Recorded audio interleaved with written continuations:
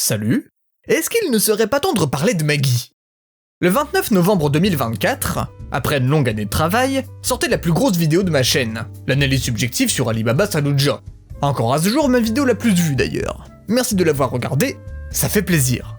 Vous vous en doutez bien, après avoir passé autant de temps à travailler sur un même sujet, j'ai eu une légère overdose de l'œuvre. J'en étais pas encore arrivé au point d'en être dégoûté, mais ce serait arrivé si j'avais enchaîné avec une autre vidéo sur le sujet.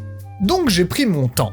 J'ai parlé d'autres sujets dont j'avais envie de parler, j'ai créé des masterclass comme à ma grande habitude, et j'ai laissé ce que ce temps sait faire de mieux, oublier. Est-ce que ça a fonctionné? Bah non, pas vraiment. Il aurait fallu attendre quelques années de plus pour ça. Mais au moins, cette année de prise de distance avec Maggie m'a permis de dissiper la saturation mentale que j'avais accumulée avec. Désormais que j'étais à nouveau disposé à en parler, il fallait maintenant décider de quel sujet traiter. Et c'était pas si simple. C'est souvent le cas dans les œuvres, et particulièrement dans Maggie, le développement des personnages se fait à travers les rencontres qu'ils font. Commencer à en parler d'un revient donc très souvent à devoir en analyser d'autres. Dans le cas d'Alibaba, c'est la somme de toutes ces rencontres qui ont fait de lui ce qu'il est devenu. En ayant parlé de lui, j'ai donc en fait tout aussi bien fait son analyse que celle sur Kogyoku, Hakuryu ou encore Aladdin. C'est pourquoi je me vois mal reparler d'eux dans une vidéo dédiée, je ferais quasiment que me répéter. À bien y réfléchir, il n'y en a plus que deux que je trouve encore pertinents à analyser. Sinbad, même si j'en ai déjà beaucoup parlé, et Morgiana. Bon, déjà, si vous vous demandez quand est-ce que sortira la vidéo sur Sinbad, eh ben écoutez, je vous propose de revenir dans 3-4 ans, ou un peu plus, et on verra à ce moment-là. À aucun moment j'estime pour l'instant avoir les capacités pour faire quelque chose à la hauteur du personnage. Va falloir que je m'améliore drastiquement avant. Reste alors uniquement la possibilité de faire celle sur Morgiana. Mais c'est pas simple non plus. C'est étonnant à dire vu la proximité qu'elle a avec Alibaba, mais elle ne sert pas énormément à son développement. À son développement, hein. Je dis à aucun moment qu'elle ne sert à rien dans le récit, ou qu'elle ne l'aide pas du tout. Au contraire, si elle n'avait pas été là, son parcours aurait probablement été très différent. Mais dans ce qui m'intéresse, c'est-à-dire dans son évolution psychologique tout au long de l'œuvre, elle sert davantage de soutien au protagoniste que d'étape dans sa progression. C'est pas comme par exemple Hakuryu, qui possède un développement en écho à celui d'Alibaba, et qui donc, forcément, doit aussi être analysé pour avoir la vision globale des messages racontés par le héros. Morgiana, elle, même si bien sûr, les interactions qu'elle va avoir avec d'autres personnes vont influencer sa vie, n'a besoin de personne d'autre qu'elle-même pour qu'on puisse la comprendre. Et c'est pas un mal, hein. C'est d'ailleurs pour cette raison précise que je trouve qu'il y a encore plein de choses à dire sur elle. Morgiana a beau être très proche d'Alibaba, en tant que tritagoniste, c'est-à-dire en tant que troisième personnage principal, elle possède son propre développement qui part dans une direction différente. Ce qui fait que finalement, l'analyse que je vous présente aujourd'hui se crée sur de toutes nouvelles bases. La vidéo sur Alibaba n'a quasiment pas servi pour créer celle-ci. Évidemment, le contenu du manga reste le même, donc le contexte que je vais raconter pour bien analyser Morgiana va inévitablement faire écho à des choses que j'ai déjà pu aborder. Mais il va être fait depuis un angle différent. On peut voir la même scène et pourtant ne pas voir les mêmes choses, non? L'un voit un homme qui vole du pain, l'autre voit un homme qui cherche à survivre. Ce genre de truc, vous voyez, eh ben ça va être un peu pareil dans notre cas.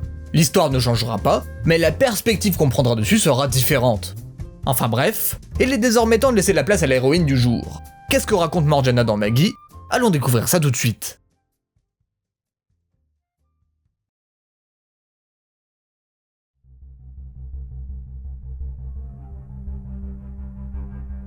Morgiana est originaire de Katargo, un pays à l'extrême sud du monde et foyer du peuple des Fanalis. Elle-même fait partie de ce clan réputé pour posséder une force monstrueuse. Pour cette raison, très tôt dans son enfance, elle a été kidnappée par un marchand d'esclaves puis vendue à Jamil, le gouverneur de la cité-état de Chichan, ce qui va être le point de départ de son calvaire. Tous les jours, celui-ci va l'intimider, la torturer et la maltraiter pour ne pas qu'elle proteste contre lui. Elle a par une fois tenté de s'enfuir, mais celui-ci l'a rattrapée et l'a sévèrement punie. Il va lui retirer l'idée même d'avoir une chance d'y parvenir. Tous ses souvenirs se sont profondément ancrés en elle, jusqu'à finir par totalement brouiller son jugement. On se retrouve pas mal d'années plus tard, Morgiana est alors âgée de 14 ans. Pendant une course au marché, celle-ci croise le chemin d'Alibaba et d'Aladdin. Les deux se rendent compte qu'elle a des chaînes à ses jambes, et qu'elle est donc une esclave. Aladdin, sans soucier des lois en vigueur, va les briser pour qu'elle puisse devenir libre. Sauf que libérer un esclave étant un crime, la garde de la ville va très vite appliquer pour pourchasser les deux criminels. Morgiana va quant à elle s'enfuir de son côté. Mais elle ne va pas partir vers de nouveaux horizons, non? Elle va revenir aux côtés de Jamil et l'informer des pouvoirs d'Aladdin. Si ça c'est pas le meilleur moyen de vous faire comprendre qu'on a ôté à Morgiana toute volonté de fuir, je sais pas ce qu'il vous faut. On comprend directement que ce n'est pas qu'une chaîne qui l'entrave, mais aussi autre chose.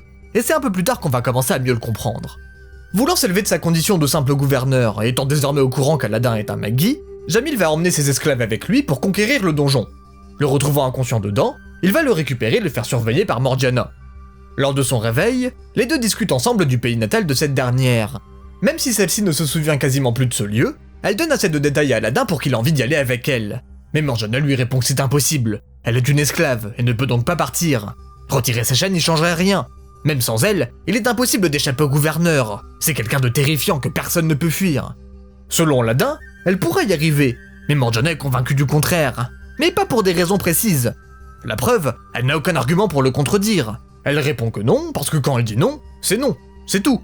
Jamil a créé autour d'elle une chaîne invisible qui fait qu'elle est sous son emprise totale. Il a réussi à faire d'elle la parfaite petite esclave qui se refuse à même pouvoir imaginer être libre. C'est pourquoi, plus tard dans l'exploration du donjon, quand Ali Baba va lui proposer d'abandonner Jamil pour s'émanciper de sa situation, celle-ci ne va même pas considérer cette possibilité. À ce moment, il n'avait pourtant plus aucun moyen d'avoir l'ascendant sur elle, mais son conditionnement fait qu'elle va continuer à lui obéir. Quand celui-ci va lui ordonner de tuer Ali Baba, même si elle est terrifiée à le faire, refuser n'est pour elle même pas envisageable. En disant ça comme ça, on pourrait croire qu'elle a uniquement peur de lui désobéir. Mais ça va encore plus loin que ça. Lors de l'effondrement du donjon, alors qu'elle n'avait qu'à rejoindre Ali Baba et Aladdin pour devenir libre, elle va quand même foncer vers Jamil pour aller le sauver. Celui qui va l'en empêcher, c'est son camarade esclave, Goltas. Lui a renié la fierté de sa tribu et a accepté d'être esclave. Il a tué beaucoup de personnes sur les ordres de son maître. C'est pourquoi il aurait trop honte de rentrer parmi les siens et préfère mourir ici. Mais Morgiana n'est pas pareille. Malgré son conditionnement, elle a toujours su garder une petite part de fierté. Elle a donc encore le droit de rentrer chez elle. La libérant de ses chaînes, Goltas lui fera part de son dernier souhait, quelque chose que lui-même ne peut plus faire, qu'elle rentre dans son pays natal. C'est sur ces mots que les deux vont se quitter. Ayant réussi à conquérir le donjon, Ali Baba va utiliser toute la richesse qu'il a acquise à l'intérieur pour affranchir les esclaves de l'ancien gouverneur. Morgiana va donc enfin être libre de faire ce dont elle a envie. N'ayant jamais envisagé être autre chose qu'une esclave, elle va pendant un petit moment travailler pour le nouveau gouverneur. Discutant brièvement avec Ali Baba, elle lui fait part de sa volonté de réaliser le souhait de son bienfaiteur en rentrant chez les siens. Mais celle-ci est aussi très reconnaissante envers Ali Baba et souhaite le remercier, mais ne sait pas quoi lui donner en retour. Elle n'en aura de toute façon pas l'occasion, étant donné que ce dernier, suite à cette discussion, va partir seul vers Balbad, en laissant derrière lui toute sa fortune pour permettre aux anciens esclaves de subvenir à leurs besoins. C'est ainsi que leurs chemins se séparent pour le moment. 6 mois plus tard, Morgiana est en route vers le port de Balbad pour rejoindre le continent obscur. Pour y parvenir, elle travaille dans une caravane en route vers ce pays. Lors de ces nuits, elle fait encore régulièrement des cauchemars où elle se remémore son passé d'esclave. Bien que désormais affranchie de sa condition, cette peur qu'elle a vécue toute sa vie est encore profondément ancrée en elle. Elle est en quelque sorte toujours enchaînée à son passé. Lors d'un de ses rêves, Goltas apparaît devant elle et lui dit de rentrer dans son pays natal pour connaître la vraie liberté. Illusion ou non, c'est en tout cas avec cette envie qu'elle va vouloir y retourner. Dans un village proche de Balbad, elle croise un marchand d'esclaves, ce qui va lui raviver de douloureux souvenirs. Alors qu'elle ne s'en posait jamais avant, depuis sa libération, beaucoup de questions la traversent. Pourquoi était-elle une esclave? Pourquoi l'esclavage existe-t-il? Quand a-t-il commencé? Bien sûr, elle n'en possède pas les réponses. Mais ce qui est le plus important, c'est de constater qu'elle commence à prendre du recul sur sa situation, quelque chose qu'elle ne faisait pas du tout avant. Enfin bref, ce fameux marchand d'esclaves, il va vite revenir, parce que lui et les brigands avec qui il est allié bloquent le chemin pour aller à Balbad. La caravane de Morgiana ne peut donc pas s'y diriger. Pas le choix, pour accomplir son objectif, quelqu'un va devoir écraser cette bande de voleurs, et qui de mieux qu'elle pour le faire. Celle-ci va presque y parvenir, mais Fatima, le marchand d'esclaves, va réussir à la neutraliser grâce à un puissant poison. Morgiana va donc une nouvelle fois être enchaînée et devenir prisonnière. Se réveillant dans sa cellule, elle fait la rencontre de Nadja, une petite fille s'étant elle aussi faite capturer pour être vendue. Séparée de ses parents et étant impuissante, Morgiana voit en elle ce qu'elle était dans le passé, mais ne compte pas lui laisser subir le même sort. Cette fois-ci, elle ne se laissera plus faire, plus jamais elle ne redeviendra esclave. Quelques jours plus tard, Nadja tombe gravement malade. Fatima ne compte cependant pas la soigner, ce serait trop cher. Il compte donc plutôt la donner à bouffer aux hyènes. Ma foi, les affaires sont les affaires. Morgiana, prisonnière d'entrave créée spécialement pour résister à la force des Fanalis, assiste impuissante à son exécution. Elle veut la sauver, elle doit la sauver, mais elle n'arrive pas à se libérer. Forcément, ça lui rappelle une fois de plus son passé, quand ses mains et ses pieds étaient entravés et qu'elle ne pouvait pas s'en défaire, quand elle n'arrivait pas à s'enfuir même si elle le voulait, ou quand Jamil lui mettait en tête qu'elle lui était impossible de s'échapper et qu'elle garderait ses chaînes toute sa vie. C'est alors encore une fois les souvenirs de Goltas qui vont la ressaisir. Les entraves qu'elle possède actuellement ne sont pas que physiques, elles sont surtout le symbole de son passé dont elle n'arrive pas à se détacher. Pourtant, elle s'est faite libérer de son statut d'esclave, elle devrait donc normalement être libre. Autrement dit, il n'y a plus rien qui la contraigne sinon la peur de son passé. C'est ça ces véritables chaînes, et ce n'est qu'avec son courage qu'elle pourra les briser. La mort imminente de Nadja va alors être le déclic. Je vous l'ai dit, cette dernière représente sa version passée, celle qui était impuissante face à sa situation. Mais désormais, Morgiana est différente. Il est enfin temps pour elle de ne plus être contrainte par quoi que ce soit.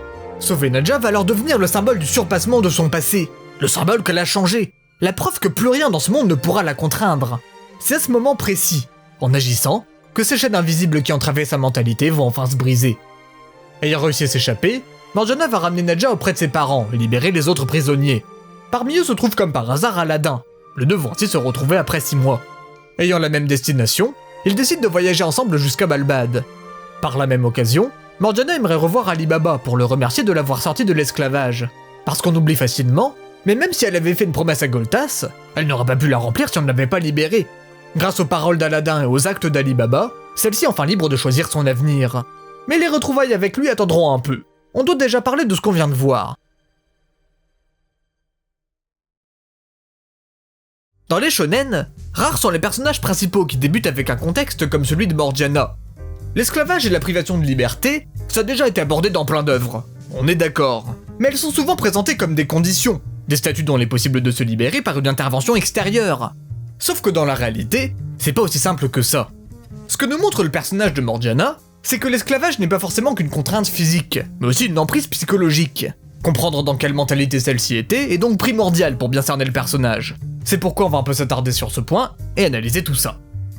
Dans le résumé, on a pu constater à quel point Jamil avait réussi à ôter à Morgiana toute volonté de lui désobéir.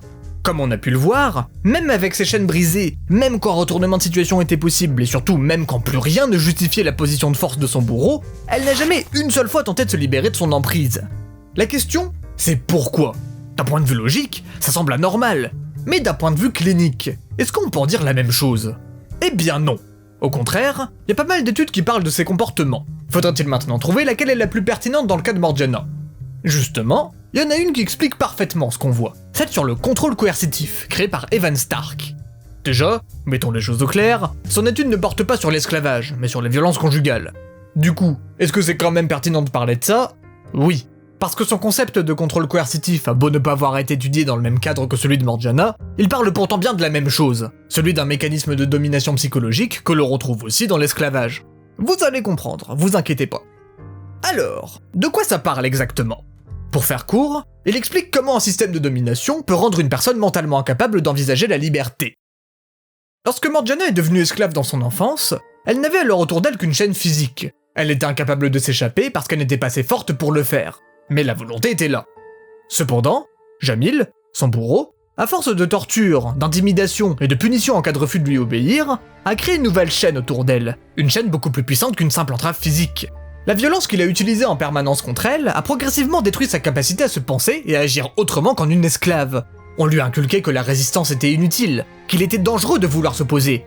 Ce qui, à force, a fait qu'elle a commencé à obéir sans même qu'il ne soit là pour lui donner des ordres. Ses propres intérêts n'existent plus. Elle agit en fonction de la peur et de l'anticipation d'une punition de son maître. L'entrave ne vient plus alors que de l'extérieur, elle est aussi intérieure. Ce qu'a fait Jamil, c'est exactement ce que Stark nomme le pattern de domination, c'est-à-dire utiliser une série de menaces, d'humiliations, de punitions pour contrôler sa victime, au point de lui enlever peu à peu toute capacité à décider par elle-même. Voilà pourquoi, quand Aladdin libère Morgiana de ses chaînes, alors qu'elle est maintenant super forte, elle va tout de même retourner vers son bourreau. Les occasions ou la possibilité de fuir, contrairement à dans son enfance, ne manquent plus, mais sa volonté entre-temps était brisée. Comme l'explique aussi Stark dans son étude, la croyance que l'abuseur est omnipotent et omniprésent rend la fuite impensable, même quand elle devient matériellement possible. Et ça devrait encore vous rappeler quelque chose. Qu'est-ce qu'elle disait à Aladdin dans le donjon ? Qu'il était impossible d'échapper au gouverneur, que c'était quelqu'un de terrifiant que personne ne pouvait fuir, et que même quand on lui disait que c'était possible, qu'elle lui a répondu que non, parce que quand elle dit non, c'est non. Ça ressemble plutôt bien à ce que Stark explique, non ? Ce qui a été détruit, c'est sa capacité à se projeter en dehors de son statut d'esclave. Jamil lui a volé une partie de son identité en la réduisant à ce qu'elle doit être selon lui. L'idée d'un monde où elle est libre ne vient même plus à l'esprit de Morgiana. Toutes ses actions sont inconsciemment motivées par la peur de recevoir une punition. Et ce, même quand Jamil est dans l'incapacité de pouvoir la donner. C'est d'ailleurs exactement ça qu'on voit à la fin du donjon, quand elle part sauver son bourreau alors qu'elle a la possibilité de l'abandonner sans aucune répercussion. L'erreur qu'il ne faut pas faire, c'est de se dire qu'à ce moment, elle avait un choix. Non, elle n'en avait pas. Elle a cessé de se représenter la fuite comme une option. Même si, objectivement, elle existe. Le contrôle coercitif qu'elle a subi tout au long de sa vie d'esclave a transformé sa peur en réflexe automatique. Merci à Laura Goltaz de l'avoir empêché de sauver Jamil. C'est le point de départ qui va lui permettre de s'affranchir de sa condition. Sauf que c'est pas gagné. Suite à sa libération par Ali Baba, ses contraintes physiques et légales ont été réglées. Soit, c'est déjà une très bonne chose, mais il reste maintenant le problème de son conditionnement. Bah oui, sortir d'une relation coercitive ne veut pas dire que l'emprise disparaît d'un coup. Comme on peut très vite le constater, même 6 mois après la fin de son calvaire, Morgiana fait encore régulièrement des cauchemars où elle n'arrive pas à fuir Jamil. Mais ce qui veut dire une chose, c'est qu'elle commence à reconnaître elle-même ses véritables chaînes. Et comme dans beaucoup d'autres situations, identifier son problème est déjà une étape très importante si on veut le résoudre. Ces derniers mois n'ont pas été inutiles, ils lui ont permis de comprendre ce qui lui est arrivé et de remettre en question sa condition passée. Maintenant qu'elle a acquis un regard extérieur sur sa situation, il va désormais être temps pour elle de s'affranchir de ses entraves psychologiques. Comme par hasard, c'est justement en ce moment qu'elle est sur le point de redevenir esclave et qu'elle fait la rencontre d'une jeune fille en tout point similaire à ce qu'elle était avant. C'est fortuit quand même, hein. Nadja, c'est le miroir de la Morgiana enfant qui n'a pas pu être sauvée, la représentation de celle qui était impuissante face à ce qu'elle subissait. Arriver à la sauver, ce sera donc le symbole qu'elle a réussi à changer. Mais comme on a pu le voir, c'est pas si facile. On constate bien que même si elle veut agir, la peur de son passé fait encore office de blocage. Faut dire qu'on l'a conditionnée depuis son plus jeune âge à croire qu'elle était impuissante et qu'elle ne pouvait ni fuir, ni lutter. C'est alors intéressant que les entraves qui la lient soient montrées comme super solides, dont il est impossible de se libérer. On ne pourrait y voir que des entraves physiques résistantes à la force des Fanalis, mais ce serait rater tout le propos derrière. Elles ne sont pas plus résistantes pour empêcher Morgiana de bouger, elles sont plus résistantes parce qu'elles représentent les entraves de son conditionnement. Comment va-t-elle alors réussir à se libérer de celle-ci ? Eh bien en transformant son expérience d'esclave en désir de protéger les autres de cette condition, mais aussi en refusant de nouveau être définie ainsi. En psychologie, Richard Tedeschi et Laurence Calhoun parlent d'actions similaires en la définissant par croissance post-traumatique. Pour faire simple, après un traumatisme, certaines personnes développent des aspects d'eux-mêmes qui n'existaient pas avant. Ils changent leur vision du monde et tirent de ce qu'ils ont vécu de nouvelles forces pour agir selon leurs propres valeurs. Dans son cas, le trauma de Morgiana est devenu la raison de sa volonté de protéger les autres et de ne plus jamais être contraint par quoi que ce soit. Au moment où elle brise ses entraves pour sauver Nadja, vous l'aurez compris, ce n'est donc pas qu'une chaîne physique qui vient de sauter, c'est le moment symbolique où elle a enfin réussi à se libérer de son passé. L'ancienne Morgiana a disparu, et les leçons tirées par la nouvelle s'étant libérée ont pu sauver celle qui aurait pu subir le même sort. Étant désormais libre de ses contraintes, il est temps pour elle de chercher sa nouvelle voie. Que va-t-elle faire de cette liberté fraîchement acquise ? Réponse dans la prochaine partie.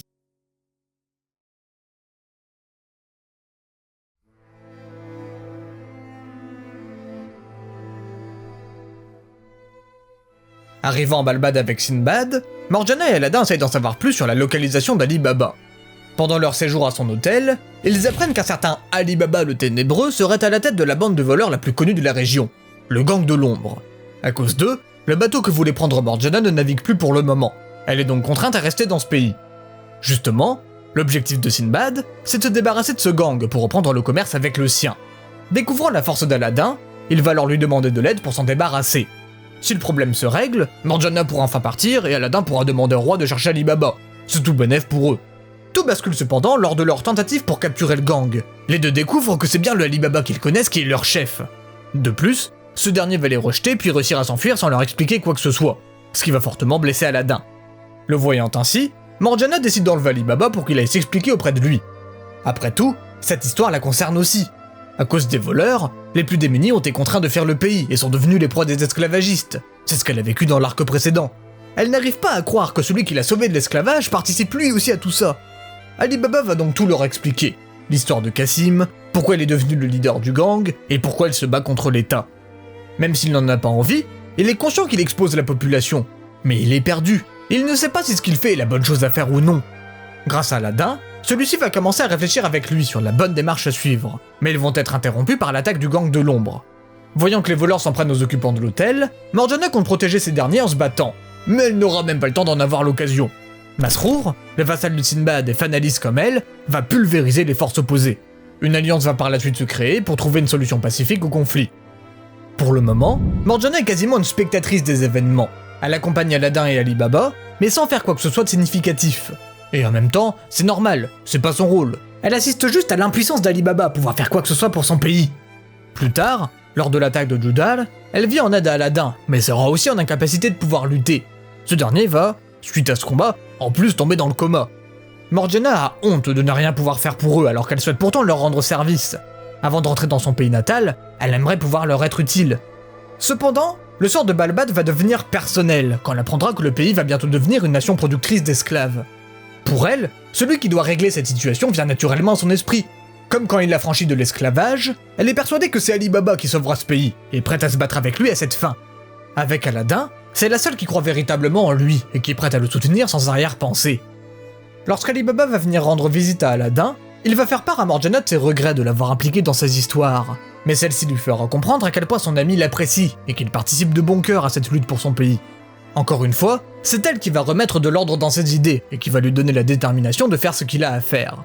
Par contre, ce dernier ne souhaite pas compter sur l'aide de qui que ce soit. C'est un problème qui concerne son pays. Il est donc déterminé à le régler par lui-même. Morgiana va vite réaliser qu'Ali Baba était parti seul vers le palais. Mais cette fois-ci, elle ne compte pas rester derrière. La seule chose qu'elle puisse faire, c'est de l'assister pour qu'il puisse parvenir jusqu'à son objectif. C'est pourquoi elle lui prêtera main forte en se battant contre les ennemis lui barrant le chemin. Malgré une résolution presque pacifique du conflit, l'ingérence d'Al-Samen, l'organisation qui souhaite la fin du monde, va faire basculer le pays dans une guerre civile. Le leader de la révolte, Cassim, se transforme en un djinn noir surpuissant et domine la bataille. Pour l'éliminer, Morgiana prête main forte à Ali Baba. Mais au moment où la victoire semblait proche, Jodal refait son apparition et balaye leur dernier signe d'espoir. Pourtant, malgré une supériorité de force écrasante, Ali Baba n'abandonne pas. Il est prêt à sacrifier sa vie pour sauver son pays.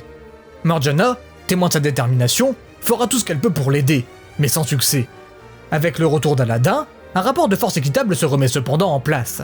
Pendant qu'ils combattent les deux menaces, Morgiana va emmener Sinbad récupérer ses reliques métalliques. Grâce au nouveau pouvoir d'Aladin, Jodal et Katim vont être vaincus, tandis que Sinbad éliminera les instigateurs de la révolte. C'est ainsi que la crise finira par être résolue.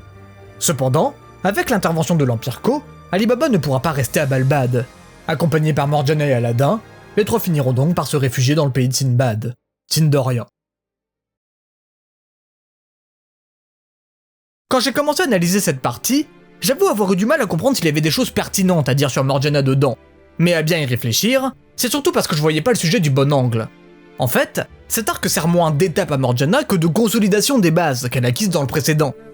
D'abord, elle nous montre quelle nouvelle position elle a adoptée face au monde. Ces actions qui étaient auparavant poussées par la peur et la survie sont maintenant motivées par ses valeurs, c'est-à-dire la justice, la volonté de prêter main forte à ceux qui l'ont aidé, et bien sûr, à son refus de l'esclavage. Comme vu dans l'analyse de l'arc précédent, sa croissance post-traumatique s'est traduite chez elle en une envie d'être utile. Son trauma est devenu sa motivation à s'engager pour les autres. On pourrait d'ailleurs aussi noter un autre changement plus discret, mais tout aussi intéressant, celui sur son approfondissement des relations humaines. Comme on a pu le voir, quand Morgiana s'aperçoit qu'Aladin est attristé suite à la rencontre avec Ali Baba, elle agit immédiatement et organise une rencontre entre eux pour qu'il aille mieux. Aussi, elle est l'une des seules personnes qui croient en Ali Baba sans arrière-pensée, et essaye du mieux qu'elle le peut de le supporter dans ses moments de doute. Ces actions ne sont pas aussi anodines qu'on pourrait le croire, elles soulignent une autre facette de la croissance post-traumatique, l'amélioration des relations avec autrui. Tedeschi et Kaloun expliquent qu'un traumatisme amène souvent les individus à mieux identifier les personnes qui comptent pour eux, et à devenir plus empathiques, plus engagés envers celles-ci. Dans le cas de Morgiana, celle-ci ne suit plus uniquement Ali Baba et Aladin par gratitude, mais aussi parce qu'elle les a reconnus comme des personnes qui comptaient vraiment pour elle, et pour qui elle souhaite se battre. Malheureusement, elle va une nouvelle fois de plus être confrontée à l'impuissance, ce qui nous fait arriver au dernier point important. Comme dans l'arc précédent, dans celui de Balbad, elle se retrouve encore dans des situations où elle ne peut rien changer. Entre l'incapacité de pouvoir lutter contre Judal, le tomber dans le coma d'Aladin ou la crise politique qu'Ali Baba doit affronter, les exemples manquent pas. Sauf qu'une chose a quand même changé, elle n'est plus empêchée d'agir par emprise psychologique. Même si elle a réalisé quelles étaient ses limites en comprenant qu'elle n'avait pas les capacités de pouvoir régler par elle-même toutes les situations, sa liberté d'agir, elle, ne lui a pas été retirée. Elle ne contrôle peut-être pas tout, mais ce qu'elle peut faire, c'est elle qui le choisit. Ça explique pourquoi elle a décidé de faire tout ce qu'elle pouvait pour soutenir ce qui pouvait régler ses soucis. Ce que nous montrent ces actions, c'est ce qu'on appelle en psychologie retrouver son sens d'agency, d'agentivité en français. Mais c'est quoi ce truc encore ? Vous inquiétez pas, c'est très simple. L'agentivité, c'est le fait d'avoir le sentiment de contrôle sur ses actes et leurs conséquences. En gros, c'est la conscience que c'est moi qui décide de mes actions. Avant sa libération, l'agentivité de Morgiana avait été confisquée par Jamil. Elle n'agissait pas en fonction de ses propres intentions. Mais désormais qu'elle a réussi à se détacher de son emprise, c'est maintenant elle qui décide de ce qu'elle peut et veut faire. Voilà ce que je voulais dire quand je parlais de consolidation des bases. L'arc précédent a sorti Morgiana de sa condition et s'est achevé sur l'annonce de sa renaissance, tandis que celui-ci nous montre la mise en œuvre de la nouvelle vie qu'elle a choisi de mener. Et voilà, on a tout dit pour cette partie. On passe à la suivante.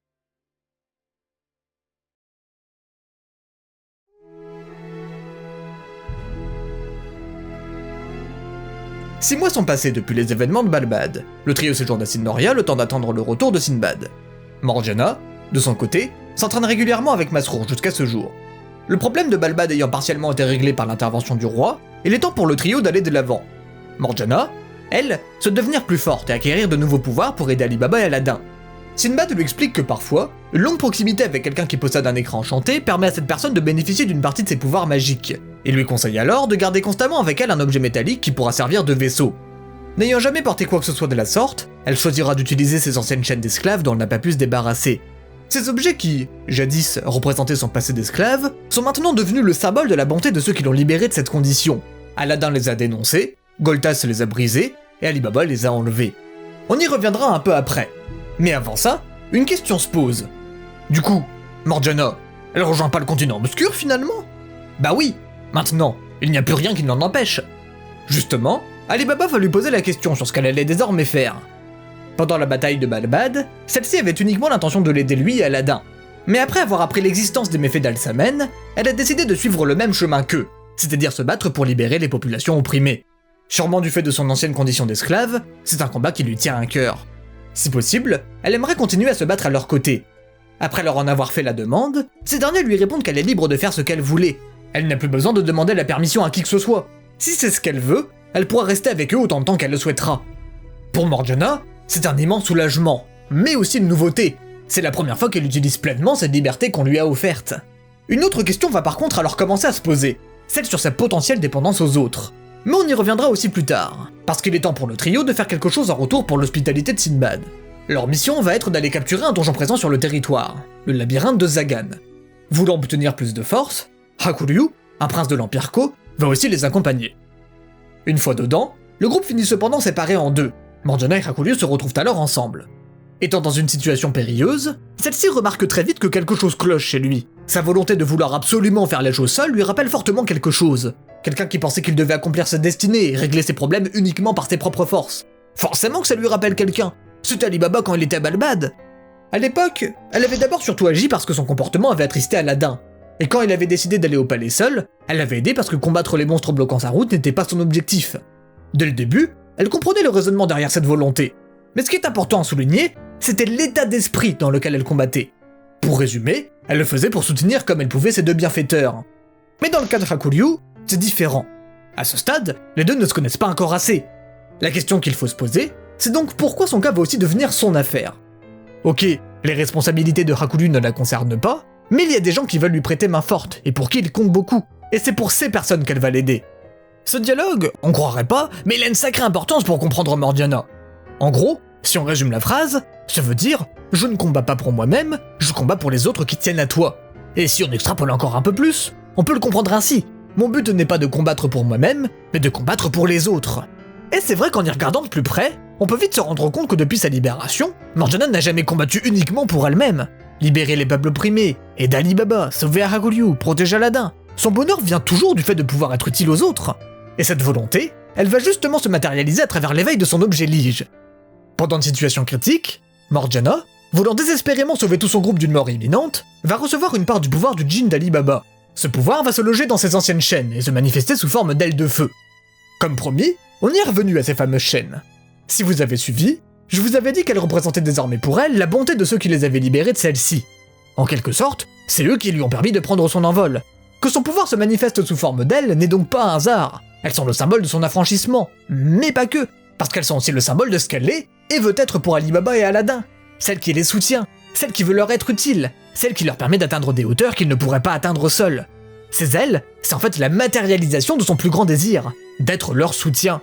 Et elle va y arriver brillamment, en parvenant à les sauver, puis en vainquant l'avatar de Zagan, ce qui va par contre avoir pour conséquence de la mettre hors combat. Malgré sa prouesse, elle reste frustrée de ne pas pouvoir être plus utile au groupe, se dire à quel point sa volonté de rester auprès d'eux est puissante. Mais son état est critique, elle va devoir passer le relais aux autres jusqu'à la fin du donjon. À la fin de celui-ci, Zagan utilisera un peu de son pouvoir pour la soigner, elle est donc sortie d'affaire. Ah, il est temps de rentrer à Sindoria et de fêter la conquête du donjon. Sauf que surprise, il y a 3 utilisateurs d'écran noir qui les attendent à la sortie de l'école. Déjà qu'ils étaient mal en point à la fin du labyrinthe, autant vous dire qu'ils se sont fait défoncer. La seule étant un minimum encore en capacité de combattre était Morgiana, mais elle s'est très vite faite neutraliser. Heureusement pour le groupe, le trio des maîtres viendra à leur rescousse avant qu'il ne soit trop tard. Tout le monde va alors pouvoir rentrer sain et sauf jusqu'à Sindoria. À la fin de l'arc, chacun doit prendre une décision sur la voie qu'il doit maintenant suivre. Suite à la décision d'Aladin d'aller apprendre la magie seule à Magnostad, Morgiana doit elle aussi trouver ce qu'elle veut faire. Au départ, celle-ci est un peu perdue. Ali Baba souhaite qu'ils restent ensemble sans trop lui demander son avis. Mais on voit que même sans refuser, elle exprime une certaine réticence à cette idée. Aladin va alors lui répéter le même conseil que Sinbad lui avait auparavant donné à Balbad, d'agir en accord avec sa conscience. Et effectivement, il y a encore quelque chose qui la tracasse, un regret qu'elle n'arrive pas à sortir de sa tête, celui de savoir à quoi ressemble le continent obscur, sa terre natale. Suite à une discussion avec Masrour, elle va sérieusement songer à y retourner. Cependant, elle ne trouve pas la force de s'y confronter. Elle a peur de ne trouver là-bas aucun Fanalis. Quelque temps plus tard, Rakulu lui parle de sa sœur aînée, ainsi que du massacre de son père et de ses frères par Al-Samen. Lui demandant où était sa famille, Morgiana lui révèle qu'elle n'en a pas, et lui explique son ancien passé d'esclave, ainsi que la probable disparition de son peuple.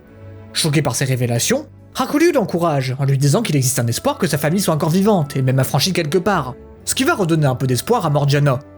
Du coup, ça y est, c'est décidé.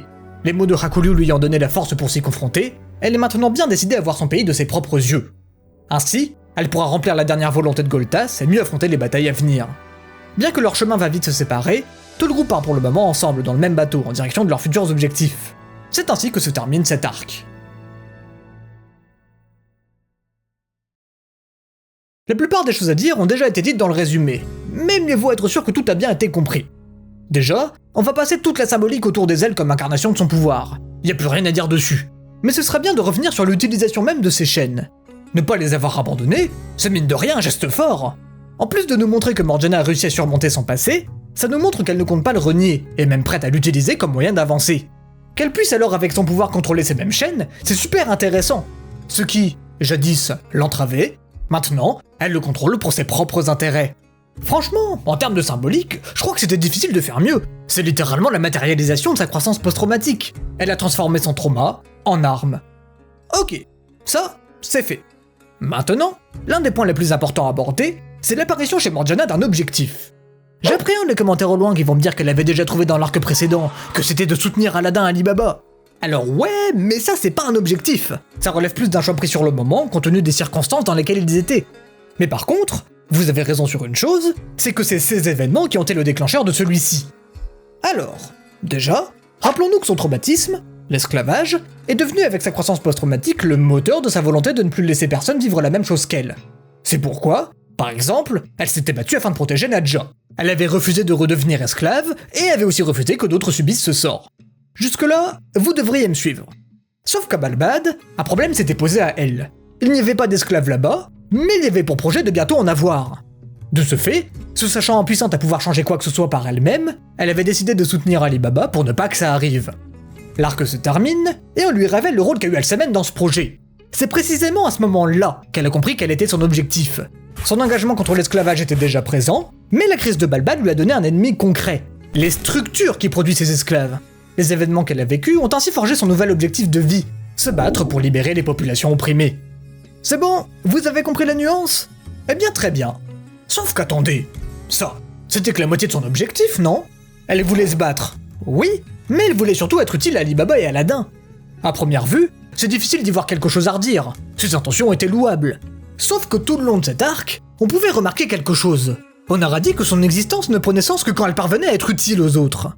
Et ça soulevait un potentiel problème. Son bonheur était conditionné par l'utilité, pas par l'accomplissement personnel.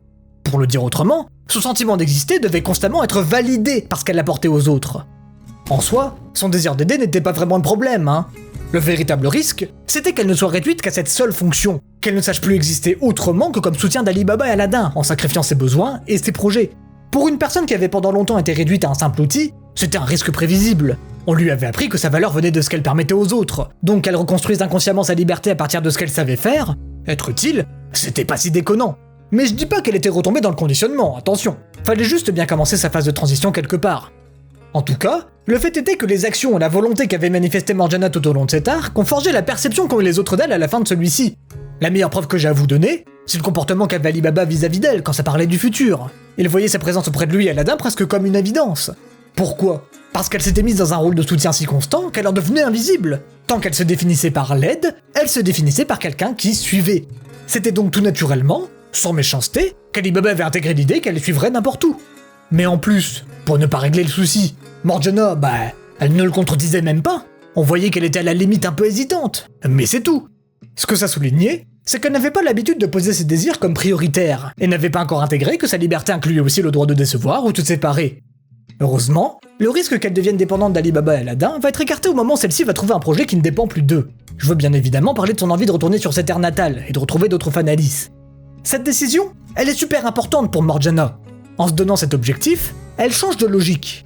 Pour la première fois, elle agit à partir de quelque chose qui ne dépend plus de la volonté d'un autre ou d'une mission qui lui a été confiée. C'est un choix qui n'est pas dicté par le besoin d'être utile, mais par une envie de comprendre qui elle est et d'où elle vient. Le faire va alors lui permettre de cesser d'être uniquement définie par ce qu'elle fait pour les autres, mais aussi par ce qu'elle est.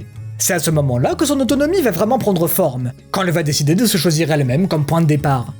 Je préfère le préciser, bien sûr, ça ne veut pas dire qu'elle va abandonner tout le monde, elle veut continuer à être utile aux autres. Ce qu'il faut juste retenir, c'est que ce n'est plus que ça qui va la définir. Sa reconstruction identitaire sera désormais tout aussi importante que son engagement contre l'oppression. Enfin bref, je pense que tout est dit pour cette partie. Passons maintenant à la suivante.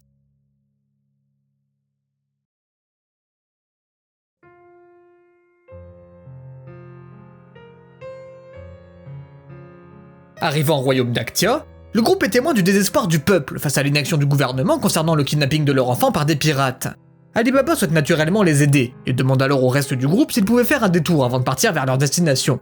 Bien sûr, tout le monde est d'accord. Supprimer le groupe de pirates va donc devenir leur priorité. Arrivant à leur repère, Morgiana reconnaît dans les orphelins enlevés par Madora une part d'elle-même. Elle aussi a blessé plusieurs personnes en suivant Goltas, son père adoptif. Comme eux, depuis son plus jeune âge, elle n'a connu que la violence.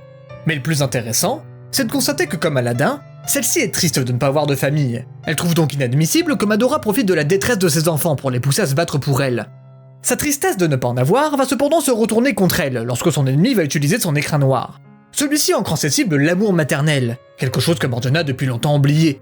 À cause de ça, elle va temporairement perdre sa volonté de combattre. Mais Aladdin intervient pour qu'elle se ressaisisse, et lui rappelle les choses importantes que Goltas lui avait transmises. En l'occurrence, le fait qu'elle ait toujours su garder sa fierté. Est-ce qu'elle va tout abandonner parce qu'une illusion lui promet un faux souvenir de sa mère? Va-t-elle vraiment être à nouveau enchaînée par une autorité supérieure sans la remettre en question? Non, plus maintenant. Il est temps pour elle de grandir et de tracer son propre chemin. C'est grâce à cette volonté qu'elle arrivera à se libérer de l'emprise de Madora. Hakuryu, lui, par contre, n'y arrivera pas. Au contraire, poussé par la haine de sa mère, il va décapiter Madora devant les enfants. Furieux de son comportement, Alibaba et lui se disputent, puis se séparent en mauvais termes. Ne voulant pas que ça se termine ainsi, Morgiana rattrape Hakuryu. C'est à ce moment que ce dernier se décide à lui déclarer son amour. Mais pas que. Il souhaite qu'il vienne avec lui jusqu'à l'Empire Ko et propose de l'épouser. Elle deviendrait ainsi la reine de l'Empire qu'il fonderait. Ça fait beaucoup pour Morgiana. Celle-ci ne sait pas trop quoi répondre. Pour une raison inconnue, même si ça lui fait plaisir que quelqu'un l'aime, elle ne reste pas moins attristée et pleure. Elle lui dit qu'elle ne peut pas partir avec lui, et ne répond pas quand Hakuryu lui demande pourquoi. Tout ce qu'elle souhaite, c'est qu'il aille parler de ses tourments avec Alibaba et Aladdin. Mais Hakuryu a déjà pris sa décision. Prisonnier de sa vengeance, il part provoquer une guerre dans l'Empire Ko. C'est ainsi que Morgiana et lui se séparent. Apprenant son départ soudain, Alibaba souhaite le revoir pour le persuader de ne pas commettre l'irréparable. Cependant, Morgiana, en pleurs, l'en empêche et le prie de ne pas y aller. Je sais que certains d'entre vous sont curieux de savoir les raisons de son comportement, mais on y reviendra en détail juste après. Avant ça, on termine notre résumé. Morgiana a beau avoir refusé de suivre Hakuryu, n'empêche que ses sentiments l'ont quand même touchée. Donc quand elle va voir Alibaba la laisser en plan pour aller s'amuser dans une maison close, celle-ci va découvrir un tout nouveau sentiment, la jalousie. Entre Hakuryu qui la respectait et ne voyait qu'elle et Alibaba qui batifole avec tout le monde, elle ne peut pas s'empêcher de se remémorer en permanence la déclaration qu'on lui a faite. Elle réalise qu'Alibaba ne la voit pas du tout comme Hakuryu le faisait. Je dis que c'est de la jalousie, mais en fait, c'est plus compliqué que ça. Elle-même ne sait pas vraiment ce qu'elle ressent. Peut-être que ça se rapproche plus du sentiment d'être délaissée. C'est pourquoi elle semble si triste et perdue quand elle voit Alibaba partir vers sa destination. Elle n'a pas l'impression qu'il la regarde. Mais surprise pour elle, c'est en partie faux. Avant de se séparer, il va lui offrir un collier pour remplacer son objet lige si jamais l'autre venait à se casser. Souvenez-vous que Morgiana, dû à son passé, n'a jamais pu porter de quelconque parure. Que ce soit Alibaba qui lui offre sa première rend alors son acte d'autant plus marquant pour elle. En tout cas, ce cadeau la mettra d'assez bonne humeur pour permettre de lui dire au revoir avec le sourire. Il est pour le moment temps pour eux de suivre leur propre chemin. Si on ne fait pas trop attention à ce dont parle cet arc, on pourrait facilement croire qu'il fait une nouvelle fois émanciper Morgiana. Mais si c'était vraiment le cas, bah à quoi bon? Ça n'aurait aucun intérêt dans le développement du personnage, et ça serait redondant. Heureusement, en regardant les choses d'un peu plus près, on peut vite se rendre compte que c'est plus subtil que ça. Alors, comment vous l'expliquer? Jusqu'à maintenant, Morgiana devait s'émanciper de contraintes, d'obéissance forcée. En résumé, à des menaces extérieures, contre autre chose. Sauf que Madara, elle ne cherche pas à lui imposer une volonté qui n'est pas la sienne. Au contraire, c'est beaucoup plus sournois que ça. Elle exploite un vide ancré en elle, celui de l'absence de mère, de foyer, qui symbolise dans son cas un refuge émotionnel. Suivre cette mère, c'est une terrible tentation. Elle n'aurait plus besoin de douter, d'avancer ou de chercher à se définir. Sa vie serait prise en charge sans qu'elle n'ait plus besoin de se soucier de quoi que ce soit. À ce moment, la menace qu'elle doit affronter n'est plus extérieure, mais intérieure. Elle pourrait consentir elle-même à l'abandon de son libre arbitre pour plonger dans un bonheur factice. Si elle refuse cette possibilité, c'est parce qu'Aladin lui a remémoré la fierté qu'elle a toujours conservée, sa capacité à rester droite même dans la souffrance. Se rappelant ceci, elle a alors décidé que son libre arbitre était plus important qu'un amour illusoire. Ce qui fait qu'à la fin, la nuance est importante, Morgiana ne voit plus la liberté comme un objectif, mais comme un choix. Et justement, en parlant de ce choix de liberté, il va très vite être mis en application pendant son interaction avec Hakuryu. La déclaration de ce dernier envers elle est plutôt intéressante sur le plan symbolique. Quand j'étais jeune, je pensais que Morgiana avait juste refusé ses avances parce qu'elle aimait en fait Alibaba, mais c'était vraiment très simpliste et naïf comme raisonnement. Hakuryu, en projetant sur elle ses ambitions, en l'embrassant sans son autorisation et en lui demandant de devenir sa reine, ne la reconnaît pas comme une personne autonome. Il parle à sa place sans penser à ce qu'elle désire. Pour elle qui vient récemment d'être libérée de l'esclavage en réussissant à briser ses chaînes à la fois physiques comme psychologiques, c'est un sacré coup de massue. C'est pourquoi elle est si bouleversée et pleure. Imaginez-vous bien que ce qu'a voulu faire Hakuryu, bien que c'était inconscient, revient en réalité à renier tout le parcours de Morgiana, jusqu'à ce qui s'est passé très récemment avec Madara. Et puis bravo le respect pour la proposition. Il lui a littéralement dit « Viens avec moi, je vais provoquer une guerre ». Il dit ça à Morgiana qui était témoin de la guerre à Balbad et qui souhaite sauver le plus de monde possible. Waouh, bien joué. Bon, après, elle est quand même heureuse qu'il l'aime. Mais si elle acceptait cet amour, elle ne pourrait plus être libre. Que celle-ci songe directement à ce qu'ils aillent rejoindre Alibaba et Aladin n'est alors pas un hasard. Parce qu'à ce moment, c'est pas vraiment parce qu'ils sont amis qu'elle veut faire ça, c'est surtout parce qu'ils sont les personnes qui lui ont donné la liberté. Ce qu'on voit, c'est pas un choix du genre « Je ne t'aime pas, Hakuryu, j'aime Alibaba ». Non, c'est pas ça. La vraie chose qu'on voit, c'est Morgiana qui choisit la liberté de vivre sa vie comme elle l'entend, plutôt que de la vivre comme quelqu'un d'autre le voudrait. Et ça, franchement, c'est fort. Maintenant, la dernière question qu'il faut se poser, c'est pourquoi elle était aussi désespérée à empêcher Alibaba d'aller voir Hakuryu. J'avoue, j'ai pas mal galéré à le comprendre, mais je pense avoir trouvé une explication assez convaincante. Morgiana voit bien que Hakuryu n'est plus dans un état où une discussion sincère est possible. Il ne cherche ni à être compris, ni à comprendre l'opinion d'un autre. Il est déjà décidé à suivre sa quête de vengeance et rien ne pourra l'en empêcher. Laisser Alibaba aller lui parler dans cet état serait inutile, voire pire, serait néfaste pour lui. Parce que Morgiana le connaît bien, elle sait qu'il est quelqu'un qui culpabilise énormément et qui veut toujours le bien des autres.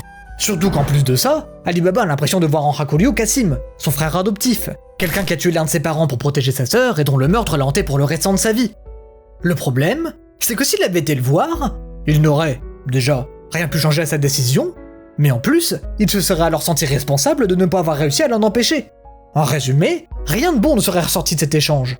Sachant pertinemment cela, Morgiana a alors agi comme son garde-fou en l'empêchant de se faire du mal pour quelqu'un qui ne voulait pas être sauvé. Ce qu'on a vu, c'est donc une très belle assistance indirecte de sa part pour protéger Alibaba. Et pour ça, bien joué Morgiana.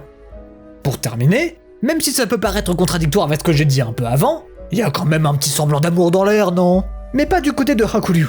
On peut facilement remarquer que Morgiana cherche d'Alibaba un semblant d'attention, ou au moins de considération, mais elle n'a pas l'air d'elle-même se rendre compte de ses propres sentiments.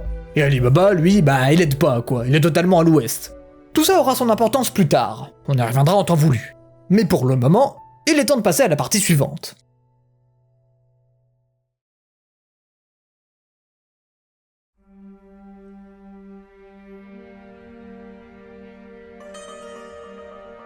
Une fois séparée du groupe, Morgiana s'est rendue à Katargo afin de chercher des Fanalis.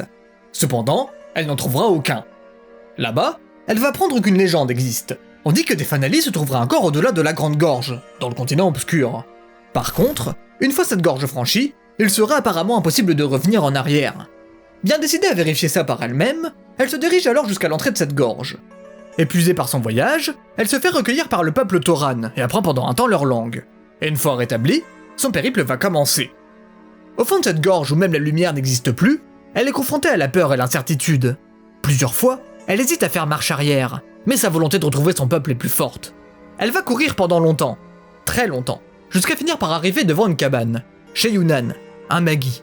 Ce dernier est le gardien de la Grande Gorge, c'est lui qui fait office de dernier rempart avant de rentrer dans l'autre monde.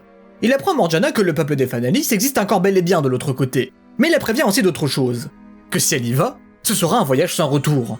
Il veut bien l'emmener à l'autre rive, mais il ne souhaite pas faire l'inverse, et lui seul semble être capable de le faire. Il est bien conscient du traitement que possèdent les Fanalis dans son monde, il pense donc que ce serait peut-être mieux pour elle de passer de l'autre côté. En plus de ça, il avertit qu'en restant ici, celle-ci ne va bientôt plus être en sécurité. Avec la mort de l'empereur de l'Empire Ko, une énorme guerre va bientôt impliquer le monde entier. À ce moment, elle aurait pu tout abandonner pour rejoindre sa terre natale, mais elle ne va pas le faire. Sachant qu'Aladin et Ali Baba allaient forcément être impliqués dans cette guerre, et donc qu'ils allaient être en danger, elle décide d'accompagner Yunnan afin de prendre des mesures pour que cette guerre n'ait pas lieu. Elle a choisi de temporairement abandonner son objectif pour, à la place, agir dans le bien de ses deux amis. C'est alors 1 an plus tard, lors de la bataille contre le médium, qu'on va la retrouver. Avec Yunnan, elle a réussi à mobiliser la coalition des 7 mers afin d'abattre cette entité, mais aussi et surtout à faire en sorte qu'une guerre entre eux et l'Empire Ko ne s'enclenche pas juste après qu'elle soit vaincue. Grâce à ce cessez-le-feu, elle est alors parvenue à protéger le monde entier d'une catastrophe imminente. Désormais, la prochaine étape importante pour régler le problème d'Alsamen sera une réunion mondiale prévue dans quelques mois. Pendant un long moment, Morgiana va rester avec Aladin et Ali Baba pour reconstruire Magnostad. Puis une fois fait, ils vont tous ensemble rentrer à Sindoria. Pendant leur fête de bienvenue, sous la pression, Ali Baba annonce qu'il sort avec Toto, ce qui va très fortement impacter Morgiana. L'amour, dans Magi, c'est pas vraiment un sujet central. Peut-être faudrait-il alors voir son exploitation dans ce cas précis autre chose qu'une simple amourette sans utilité. Est-ce que ça ne servirait pas plutôt à un propos sur le personnage de Morgiana? Pour elle qui a pendant la plus grande partie de sa vie été esclave, l'amour, c'était quelque chose d'inimaginable. C'est un sentiment qu'elle n'a jamais pu connaître, qu'elle n'arrive pas à concevoir, qu'elle ne comprend pas. Mais c'est pas parce qu'on ne sait pas ce qu'est l'amour qu'on ne peut pas tomber amoureux. Morgiana en est l'exemple parfait. Quand elle apprend qu'Ali Baba est en couple, elle ne comprend pas pourquoi ça la bouleverse. Elle ne comprend même pas ses propres sentiments. Mais une chose est sûre, c'est qu'elle réalise qu'elle possède une profonde affection pour lui et veut être à ses côtés. C'est pourquoi elle souhaite devenir plus forte en s'assimilant à son lige, peut-être parce qu'elle pense que le faire lui permettra de rester auprès de lui, comme si elle devait lui prouver son utilité pour qu'on la lui autorise. Cependant, au détour d'une conversation, Masrour lui fera prendre conscience d'une chose. Le vrai rôle d'un lige n'est pas d'être fort pour protéger son maître, mais avant tout de ne jamais devenir une entrave mentale pour lui. Même s'il se trompait de chemin et se tourmentait, son rôle est d'être capable de toujours savoir rester son allié. Cette discussion aura son importance, mais un peu plus tard. Pour le moment, on continue le résumé. Pendant 2 mois, le trio reste ensemble à Sindoria, jusqu'au moment où la conférence qui réunira tous les dirigeants du monde soit imminente. Pendant la période de préparation, l'Empire Ko demande qu'Ali Baba et Aladin soient leurs délégués pour les escorter à cette réunion. Mais en réalité, ce n'est qu'un prétexte pour les amener à Balbad. Ali Baba est bien décidé à y aller seul, sans Aladin. Pourquoi? Parce que c'est ce dernier le véritable objectif de l'Empire. S'il va là-bas, Cohen perdra tout intérêt à venir à la réunion mondiale. Ali Baba n'a pas envie de ruiner les efforts que Morgiana a fait pour établir le cessez-le-feu entre Rem et Ko. C'est pourquoi il doit y aller sans lui. Pour éviter qu'elle soit en danger dans ce territoire ennemi, il interdit aussi à Morgiana de le suivre. Sauf que celle-ci ne va pas l'écouter. Après tout, c'est lui et Aladin qui lui avaient dit de faire ce qu'elle voulait. Et à ce moment précis, elle souhaite aider Ali Baba. Ensemble, ils vont donc prendre le large vers Balbad. Pendant le trajet, ce dernier va confier à Morgiana ses peurs vis-à-vis de son retour dans son pays natal. Difficile pour elle de lui répondre, elle ne sait elle-même pas quelle voie elle doit suivre. Mais elle le rassure au moins sur une chose, c'est qu'il n'est pas seul et que tout le monde l'apprécie. La naissance de 2 nouveaux de ses liges confirmeront d'ailleurs ses dires. Sauf que là, c'est le drame. Ali Baba est témoin de la création du couple Olba-Toto, ce même Ali Baba qui est à la recherche de l'amour sans jamais le trouver. Cependant, Olba le rassure, pas besoin d'être jaloux, il y a toujours Morgiana qui est amoureuse de lui. Ali Baba, là, il est en mode « Quoi ?» et se rend compte de ce qu'il vient d'entendre. Bah oui, est-ce qu'elle ne serait pas amoureuse de lui depuis le départ? Ça expliquerait quand même pas mal de ses réactions, non? Ça y est, maintenant qu'on lui a mis cette idée en tête, lui qui ne la voyait que comme une grande amie a tout d'un coup changé son raisonnement. Tout ce qu'elle va désormais faire va être vu avec le prisme de cette certitude. Du côté de Morgiana, celle-ci constate que de plus en plus de personnes entourent Ali Baba. C'est pourquoi elle est inquiète de perdre sa place auprès de lui. En tant qu'utilisatrice d'objets lige, celle-ci souhaite le servir pour toujours, et c'est ce qu'elle va lui demander. Maintenant, on revient du côté d'Ali Baba, qui, fort de son idée que Morgiana est amoureuse de lui, vient d'écouter son souhait. Pour lui, y a aucun doute, c'est une demande en mariage. Alléluia! Ali Baba lui répond alors qu'il sera avec elle pour toujours. Mais le quiproquo finit malheureusement vite par être compris. C'en est trop pour Ali Baba. Il est sur le point de mourir de honte pour s'être autant fourvoyé. Tandis que Morgiana, grâce aux explications d'Olba et Toto, commence plus ou moins à comprendre la situation. Enfin, comprendre, c'est un trop grand mot pour elle. Rappelez-vous qu'elle ne sait même pas ce qu'est l'amour. Mais même sans savoir ce que c'est désormais la deuxième fois que quelqu'un lui transmet ses sentiments envers elle. Cette fois, elle doit répondre sérieusement à Ali Baba. Et c'est sa réponse qui va mieux nous faire comprendre sa mentalité. Jusqu'à il n'y a pas si longtemps, elle était une esclave. Elle était donc loin d'imaginer qu'elle pourra choisir elle-même son compagnon. C'est donc normal qu'elle n'ait jamais pu concevoir une telle relation avec lui. Dans un certain sens, elle était encore dans une logique de maître-serviteur. Sauf que suite à cet incident, elle va enfin commencer à réfléchir différemment. Plus uniquement en tant que lige, mais aussi en tant qu'humaine. Elle est consciente qu'elle aime beaucoup Ali Baba, mais elle a besoin de temps pour comprendre la nature de ses sentiments. C'est pourquoi elle va lui demander s'il pouvait l'attendre, ce qu'il acceptera. Après la fin de cette péripétie, le bateau se dirigeant vers Balban ne va plus tarder à arriver à destination. Alors, il y a pas mal de choses à dire sur cette partie. Pour commencer, revenons au moment où Morgiana a failli atteindre son pays natal. C'est un moment très important dans son développement. Pourquoi ? Parce que celle-ci a été confrontée à un choix. Choisir entre son objectif personnel, rejoindre les Fanalis, ou entre une responsabilité qui ne dépend que d'elle, protéger ses proches. Le fait qu'elle ne pourrait pas revenir en arrière si elle rentre dans son pays, c'est pas encore sa préoccupation principale. Elle n'a de toute façon pas encore assez d'infos là-dessus pour que ce soit important dans sa prise de décision. C'est vrai que ça peut paraître bizarre de le mentionner que maintenant, mais on n'a jamais vraiment parlé de ce que représentait pour Morgiana son pays natal, non ? Retrouver les Fanalis, pour elle, c'est la promesse de retrouver un foyer, une identité et un monde où elle ne serait pas différente des autres. C'est en quelque sorte la représentation de son besoin d'appartenance. La question que va alors soulever son choix, c'est de savoir ce qui est le plus important pour elle. Ce besoin, ou ses liens avec Ali Baba et Aladdin. Le fait qu'elle choisisse de rester pour leur bien est donc lourd de sens. Ça nous montre qu'elle commence à choisir sa liberté de manière consciente. Les liens qu'elle a forgés ne sont plus une conséquence de sa situation ou de ses besoins personnels, ils sont devenus une part d'elle-même qu'elle décide de chérir. Maintenant qu'on a parlé de ça, on va passer à la deuxième thématique intéressante racontée dans cet arc, celle sur la relation à l'amour que possède Morgiana. Oui, je préfère ne pas parler d'histoire d'amour, parce que je pense que ce serait passé à côté de tous les messages qu'on veut nous transmettre avec elle. Alors, comme on a pu le comprendre dans le résumé, du fait de son passé, Morgiana ne sait pas ce qu'est l'amour. En tant qu'esclave, choisir ses relations et aimer librement quelqu'un lui était impossible. Le concept même de ce sentiment est donc incompréhensible pour elle. Ce qui fait que quand elle apprend qu'Ali Baba sort avec Toto, ses émotions, elle les découvre plus qu'elle ne les comprend. C'est pas une révélation soudaine, c'est une perturbation, une conséquence inattendue du fait de son humanisation au fil des arcs. Quelle position alors adopter face à cette gêne soudaine ? Ah bah c'est compliqué. Son souhait est de rester auprès d'Ali Baba, mais son passé d'esclave l'a conditionné à penser qu'il fallait être utile à la personne pour avoir la légitimité de rester auprès d'elle. La possibilité que sa seule présence lui soit bénéfique ne lui vient même pas à l'esprit. C'est pourquoi elle va vouloir s'assimiler à son lige. Pour justifier sa place aux côtés d'Ali Baba, elle déforme cet attachement qu'elle ne comprend pas en le transformant par quelque chose de compréhensible pour elle, le service et la fidélité. Ce que ça nous raconte d'elle, c'est qu'elle ne se considère toujours pas comme l'égale des autres. Pouvoir être à leur côté, pour elle, doit se mériter, être légitimée par ses actions. Ce qu'on découvre donc, c'est qu'une part de l'ancienne Morgiana subsiste toujours au fond d'elle. Oui, elle a acquis sa liberté, mais son regard sur elle-même n'a pas tant changé que ça. Mais bien heureusement, Masrur le Goth est toujours là pour lui prodiguer ses conseils. Et ce qui va lui faire comprendre, c'est justement qu'elle n'a pas besoin de devenir une arme pour Ali Baba. Ce dont ce dernier a vraiment besoin, c'est d'une présence constante, un soutien moral.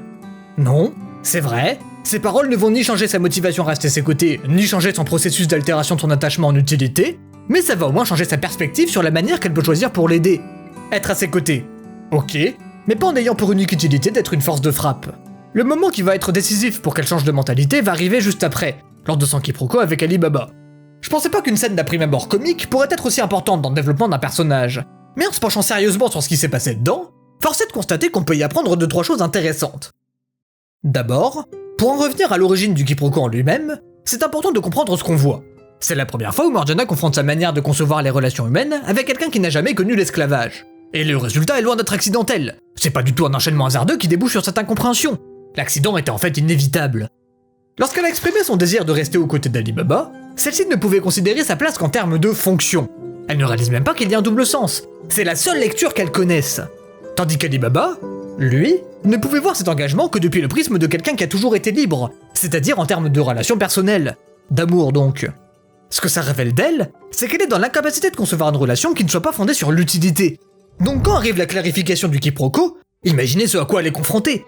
Pour la première fois, on lui laisse entendre que sa place auprès de quelqu'un n'aurait pas besoin d'être justifiée par une fonction ou un devoir. Ali Baba ne lui demande pas de le servir, ni de le protéger, ni de se rendre indispensable. Il veut simplement qu'elle reste à ses côtés en tant que personne. Mais comment pourrait-elle l'accepter? Ça impliquerait de se voir comme son égal, quelque chose que son conditionnement ne lui a jamais permis d'imaginer. Évidemment, ce moment ne suffira pas lui seul à transformer sa mentalité, mais ça ne veut pas dire qu'il ne sert à rien. Au contraire, avec celui-ci, une nouvelle idée va se planter dans son esprit, celle que sa valeur ne dépend pas forcément de ce qu'elle peut faire, mais aussi de ce qu'elle est. Peut-être qu'exister auprès de quelqu'un peut en fait suffire et être une fin en soi. En plus, même si c'est vrai qu'elle n'en comprend pas la nature, elle admet qu'elle éprouve quelque chose de fort pour Ali Baba. C'est donc une possibilité qu'elle doit envisager. Mais pour ce faire, elle a besoin de temps, et c'est ce qu'elle va lui demander. Mine de rien, cette demande est aussi importante pour son développement. Plutôt que de se soumettre, fuir ou rejeter ce qu'elle ne comprend pas, elle va imposer son propre rythme. La subtilité essentielle, c'est qu'Ali Baba ne fait qu'ouvrir une possibilité, et c'est Morgiana qui fera le choix de la saisir ou non. Cette fois-ci, sa relation à l'autre ne sera pas définie par ce qu'on attend d'elle, mais par ce qu'elle ressent et ce qu'elle choisit. Tout ce qu'on vient de voir, loin d'être la naissance d'un amour, est donc en réalité le premier pas de Morgiana vers une relation d'égal à égal. C'est le passage qui va la faire commencer à songer à exister non pas pour quelqu'un, mais avec quelqu'un.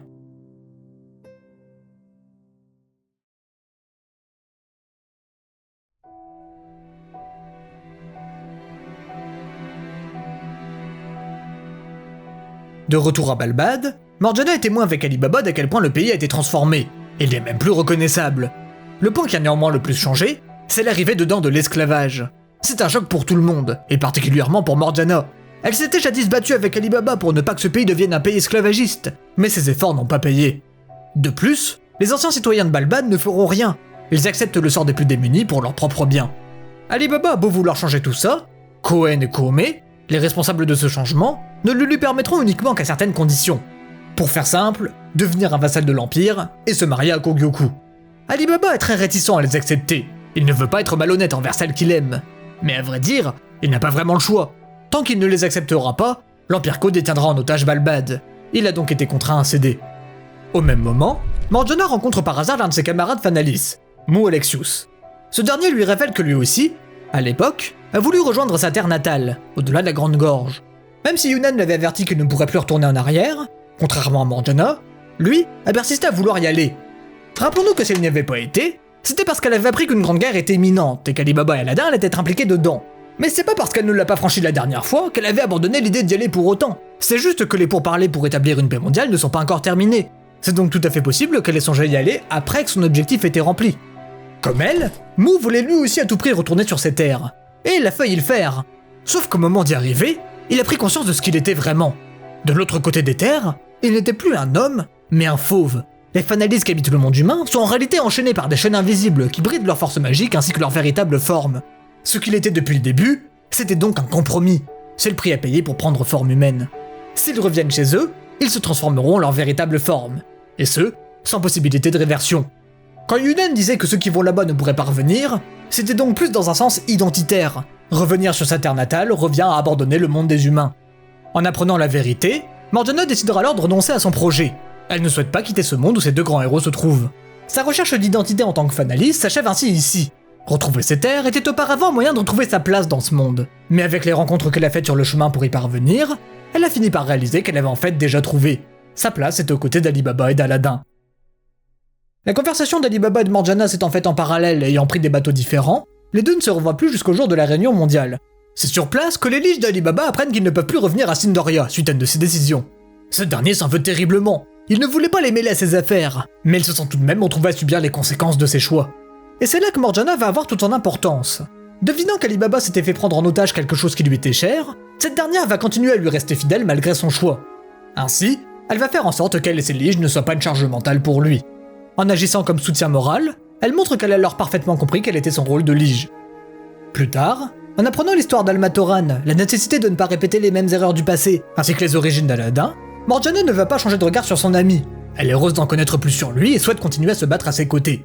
De plus, elle découvre l'origine du continent obscur, et comprend que la seule tribu y vivant encore, les Lions Rouges, sont les ancêtres des Fanalis. Toutes ces explications éveillent son envie de découvrir ces terres, mais pas le temps de réfléchir à tout ça. Il est temps pour le monde entier de faire front commun face à Alsamen. Sauf qu'avant même d'avoir pu commencer, on apprend que la menace principale, Alba, la chef de l'organisation, a déjà été éliminée par Hakuryu. Ça, c'est une bonne nouvelle. La mauvaise, c'est que ce dernier marche désormais sur Balbad pour renverser Cohen. Une guerre civile est donc sur le point d'éclater. Ali Baba, voulant protéger son pays, est bien déterminée à empêcher qu'elle se produise. Morgiana et Aladin, eux, sont aussi prêts à le combattre et à le ramener à la raison avant qu'il ne soit trop tard. Dans cette partie, l'objectif de Morgiana évolue. Elle souhaite désormais contribuer à créer un monde en paix dans lequel elle pourrait vivre avec Ali Baba et Aladin. Elle n'en reste pas néanmoins curieuse de savoir ce qu'il y a au-delà de la Grande Gorge, là où vit sa tribu. C'est juste que son désir de rester avec eux est plus important. Malheureusement, ce souhait ne va pas pouvoir se concrétiser. Pouvant se déplacer rapidement, ses deux amis se sont dirigés jusqu'à la capitale de l'Empire Ko pour tenter de convaincre Hakulyu d'arrêter la guerre civile. Mais voyant que la négociation était impossible, un combat s'ensuivra entre lui et Ali Baba. Un combat dans lequel ce dernier ressentira dans le coma. Rapatrié d'urgence à Balbad, ses proches vont chercher une solution pour le soigner. Morgiana, de son côté, part demander de l'aide à Yunnan, mais sans succès. Il était en vérité impossible de pouvoir faire quoi que ce soit pour Ali Baba. Hakulyu a déplacé son âme dans une dimension inconnue de tous. Il est donc bel et bien mort. À son retour, les funérailles ont déjà commencé. Morgiana assiste, impuissante, à la mort de celui auquel elle tenait le plus. La guerre civile ayant lieu par la suite se conclura par la victoire de Hakulyu grâce à son alliance avec la coalition des Sept Mers. Maintenant qu'Ali Baba n'est plus là, ayant peur de l'avenir que veut dessiner Sinbad, Aladin décide de rester auprès du nouvel empereur pour l'aider à protéger son pays, tandis que Morgiana va elle aussi veiller à ce qu'il ne fasse pas de bêtises. Et heureusement à vrai dire, parce que c'est ce qu'il allait faire. Réalisant l'erreur monumentale qu'il a faite en se reposant sur Sinbad, il était prêt à mettre fin à ses jours. C'est justement Morgiana qui va l'arrêter. Celle-ci regrette sincèrement de ne pas l'avoir empêché de partir poursuivre sa vengeance le jour où ils se sont séparés, parce que c'est ça qui provoquera plus tard la mort d'Ali Baba. Elle a réalisé trop tard qu'elle l'aimait, mais ne hait pas pour autant Hakulyu, c'était une affaire qu'ils devaient régler entre deux. Pour faire ce qu'Ali Baba n'a pas pu, protéger son pays, celui-ci doit vivre et achever son projet. Morgiana, quant à elle, s'assurera qu'il ne perde pas son chemin. C'est sur ce dialogue que se clôt son implication dans cet arc. Premier point intéressant à aborder, c'est le retour de Morgiana à Balbad et la découverte de l'arrivée de l'esclavage dans le pays. Cet événement n'est, pour elle, pas simplement là pour dire qu'elle déteste ce traitement. Ça, on le savait déjà très bien. Le plus important, c'est de comprendre pourquoi c'est dans ce pays en particulier qu'elle découvre tout ça. Balbad, pour elle, c'est pas n'importe quel endroit. C'est le pays où elle a pour la première fois utilisé sa liberté fraîchement acquise. Le premier lieu où elle n'a plus agi par contrainte, mais par conviction, en se battant aux côtés de ses habitants pour empêcher l'instauration de l'esclavage. C'était plus qu'un pays, c'était la preuve que le monde pouvait bouger dans le bon sens. Avec les différentes aventures qu'elle a vécues ensuite, elle a appris à reconnaître l'injustice et à la refuser consciemment. Le fait qu'elle ait alors réussi, elle, une ancienne esclave, à retirer ses chaînes, va rendre le comportement des habitants de Balbad d'autant plus troublant à ses yeux. Parce qu'à son retour, elle constate qu'ils acceptent l'esclavage, que ce soit par peur, par confort ou par résignation. Le choc pour Morgiana ne vient donc pas uniquement de la présence de ce système, mais surtout du fait que les habitants restent passifs devant celui-ci alors qu'ils sont pourtant libres. Ce qu'elle apprend malgré elle, c'est que l'esclavage ne dépend en fait pas que de décisions imposées d'en haut, il dépend aussi du choix des personnes à l'accepter ou non. D'une certaine manière, à ce moment, Balbad est devenu le miroir du parcours de Morgiana. Qu'est-ce que je veux dire par là? Elle a vécu l'opposé de ce que vivent les habitants. Elle a été privée de liberté, mais n'a jamais accepté sa condition. Et une fois libérée, elle a choisi de ne plus jamais fermer les yeux sur l'injustice. Tandis que les habitants de Balbad, eux, étaient des gens libres qui ont accepté cette injustice pour leurs propres intérêts. D'un côté, des personnes libres qui acceptent que la liberté soit retirée à d'autres, et de l'autre, une ancienne esclave qui n'a jamais renoncé à la sienne. Ce que je pense que ça nous raconte, c'est que certaines personnes sont prêtes à renoncer à leur engagement dès qu'il devient contraignant pour eux. Sauf que comme Morgiana l'a appris, la liberté implique un engagement, qu'on soit concerné ou non. Elle ne peut exister que quand quelqu'un est prêt à la défendre. Et la passivité des habitants face à cette situation montre qu'ils sont prêts à l'abandonner pour des raisons égoïstes. Que ce soit alors précisément dans ce pays, celui où Morgiana avait cru qu'il était possible d'avoir un avenir meilleur, rend la situation d'autant plus difficile à accepter. Balbad n'est désormais plus l'idéal qu'elle imaginait, mais devient, au contraire, un avertissement que sa liberté peut disparaître au moment où elle cessera de la choisir. La leçon la plus importante qu'elle a donc comprise à ses dépens, c'est que la liberté, ce n'est pas un état, c'est avant tout un acte. Maintenant qu'on a parlé de ça, revenons à sa rencontre avec Mu, et de sa découverte de ce qu'impliquait de revenir sur ses terres natales. Dans l'arc précédent, Morgiana avait surtout agi par nécessité. Sa décision de ne pas y aller était là pour montrer qu'elle portait plus d'importance à ses amis qu'à son objectif. Mais la possibilité d'y retourner plus tard était présente. Sauf que cette fois, elle apprend que ce voyage serait sans retour. Il nécessiterait d'abandonner tout ce qu'elle a construit dans le monde des humains. Qu'elle choisisse de rester porte alors cette fois-ci beaucoup plus de poids que la fois précédente. Parce que désormais, sa décision est prise. Elle choisit définitivement de construire sa vie autour des relations qu'elle a créées. La grande différence à noter, c'est que cette fois-ci, son choix n'est plus fait par nécessité, mais par conviction. Ok, ça, on l'a compris. Sauf que c'était que la première couche. Parce qu'attendez, quand on y réfléchit 2 minutes, Le fait qu'elle apprenne que, même libre, sa véritable nature est en réalité enchaînée pour contenir sa puissance. C'est quand même le summum de l'ironie, non? Ça veut dire que le seul moyen pour elle, concrètement, de ne plus être contraint par quoi que ce soit, c'est de retourner chez son peuple.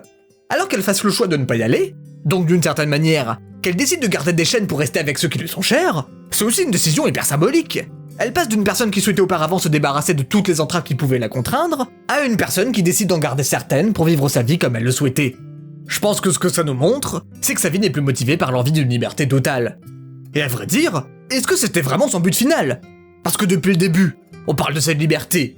Mais entre nous, vous auriez pas commencé, comme moi un moment, à l'assimiler au bonheur?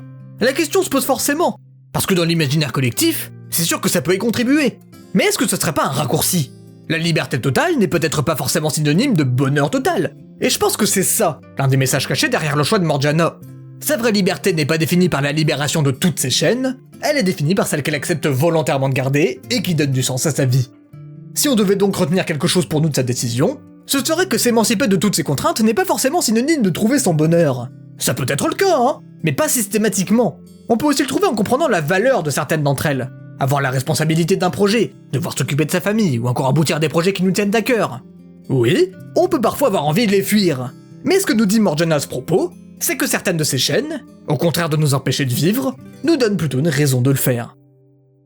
Quand même, pour faire un petit détour avant la suite, je me demande s'il n'y aurait pas quelque chose à creuser du côté d'un éventuel rapport entre la situation d'Ali Baba et de Morgiana pendant cet arc. C'est quand même étrange que ce soit pendant le moment le plus compliqué de la vie d'Ali Baba qu'a aussi lieu la prise de décision la plus importante pour Morgiana.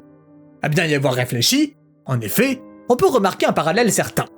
Dans quelle situation sont-ils tous les deux à ce moment-là? Face à un choix, ils doivent renoncer à quelque chose pour en choisir une autre. Ali Baba doit choisir sa position, rester fidèle à lui-même et perdre son influence, ou se sacrifier personnellement et protéger son peuple. Pendant que Morgiana, elle, doit choisir dans quel monde elle veut vivre, le monde des humains ou celui des Fanalis. Maintenant, qu'est-ce que ce parallèle veut nous raconter? En soi, je pense pas qu'il soit là pour transmettre un message super complexe. Il est surtout là pour nous montrer deux réponses différentes pour une même situation. Ali Baba a choisi de se sacrifier lui-même au prix de sa liberté personnelle pour protéger quelque chose de plus grand. Quant à Morgiana, elle a décidé au contraire de choisir une vie concrète, qui sera désormais définie par les personnes auprès desquelles elle a choisi de rester. Attention, faut pas faire l'erreur de se dire que l'un a raison et l'autre a tort, ce serait passer à côté de l'essentiel. La seule chose qu'il faut, selon moi, retenir de tout ça, c'est que les choix qu'ils font pour eux-mêmes sont révélateurs de ce en quoi ils portent le plus d'importance. En décidant de rester auprès de ses amis, Morgiana révèle en fait quelle est son envie la plus profonde. La vie qu'elle a décidé d'emprunter n'est cependant pas garantie d'être heureuse. Elle va malheureusement très vite le constater. Seulement quelques jours après avoir pris cette décision, Ali Baba va mourir sans qu'elle puisse faire quoi que ce soit. Ce qu'elle va ensuite faire pour Hakuryu pourrait paraître inattendu. Aider celui qui a tué la personne qu'elle aimait, disons que c'est pas le premier réflexe qu'une personne aurait en temps normal. Mais pourquoi a-t-elle fait ça exactement? Déjà, faut comprendre une chose. Morgiana ne voit pas en Hakuryu un ennemi. La tragédie qui a eu lieu est une conséquence à laquelle chacun d'entre eux possède une part de responsabilité. Hakuryu a choisi de poursuivre sa vengeance, Morgiana n'a pas pu l'en empêcher, et Ali Baba a choisi de le combattre pour protéger son pays. Sans l'un de ces chemins qu'ils ont empruntés, l'issue aurait été différente. Une vengeance n'a donc pas raison d'avoir lieu. Ce qui est fait est fait. Il est impossible de revenir en arrière. Maintenant, qu'est-ce que Morgiana peut bien faire? Eh bien c'est simple, elle va faire ce qu'elle pense qu'Ali Baba aurait voulu. Mais justement, qu'est-ce qu'il aurait voulu? Pour le savoir, il faut d'abord comprendre pourquoi Hakuryu a voulu mettre fin à ses jours. En s'alliant à Sinbad, il a compris que ce dernier voulait faire disparaître les frontières entre les nations. Donc tous les sacrifices auxquels il a consenti pour reprendre son pays vont disparaître. Plein de sentiments à ce moment-là le traversent. De la culpabilité, des regrets, et surtout, un désespoir auquel il ne pense pas pouvoir échapper. Mettre fin à ses jours, ça lui permettrait de fuir la situation dans laquelle il s'est mise. Mais ça, Morgiana ne peut pas lui permettre. Pourquoi? Parce qu'Ali Baba, lui, est mort en continuant son chemin malgré la douleur. Il a sacrifié son honneur, son intégrité et son futur pour le bien de son peuple. Ce qu'il incarnait, c'était le refus de la fuite même dans les moments difficiles. C'est pourquoi Morgiana ne peut pas laisser Hakuryu choisir la fuite comme une option. S'il mettait fin à ses jours, ça reviendrait à faire disparaître le sens des actes d'Ali Baba. Au moment de son sauvetage, en fait, elle ne le sauve pas vraiment. Elle refuse juste qu'il fuit la souffrance qu'il a engendrée. Elle le met devant ses responsabilités. À travers son acte, je pense qu'on veut nous montrer que Morgiana assume la décision qu'elle a prise lors de sa rencontre avec Mou, que ce soit les bons comme les mauvais côtés. Ce qu'elle a compris à ses dépens, c'est que ces décisions de vie n'impliquent pas que du bonheur. Il faut rester et assumer ce que l'on a décidé, même dans les moments les plus difficiles. À sa manière, Morgiana continue donc à poursuivre le chemin qu'Ali Baba avait ouvert. Voilà, tout est dit pour cette partie. Passons à la dernière.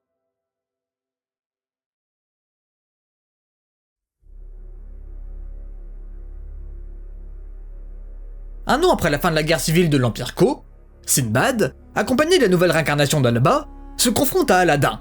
Celui-ci veut s'emparer de sa sagesse de Salomon pour réécrire la base du système des loups, et ainsi créer un monde éternellement heureux. La lui cédée reviendra lui laisser le pouvoir de décider du sort du monde, quelque chose qu'Aladdin ne peut pas laisser faire. Gravement blessé par son combat, il va se faire protéger par Hakulu et Morgiana. Par leurs actes, ils sont, en quelque sorte, devenus les gardiens protégeant le libre arbitre du monde. Cependant, ils ne sont pas encore assez forts pour battre Alba. Mais grâce à leurs efforts, ils comprendront son but ainsi que le secret de son immortalité.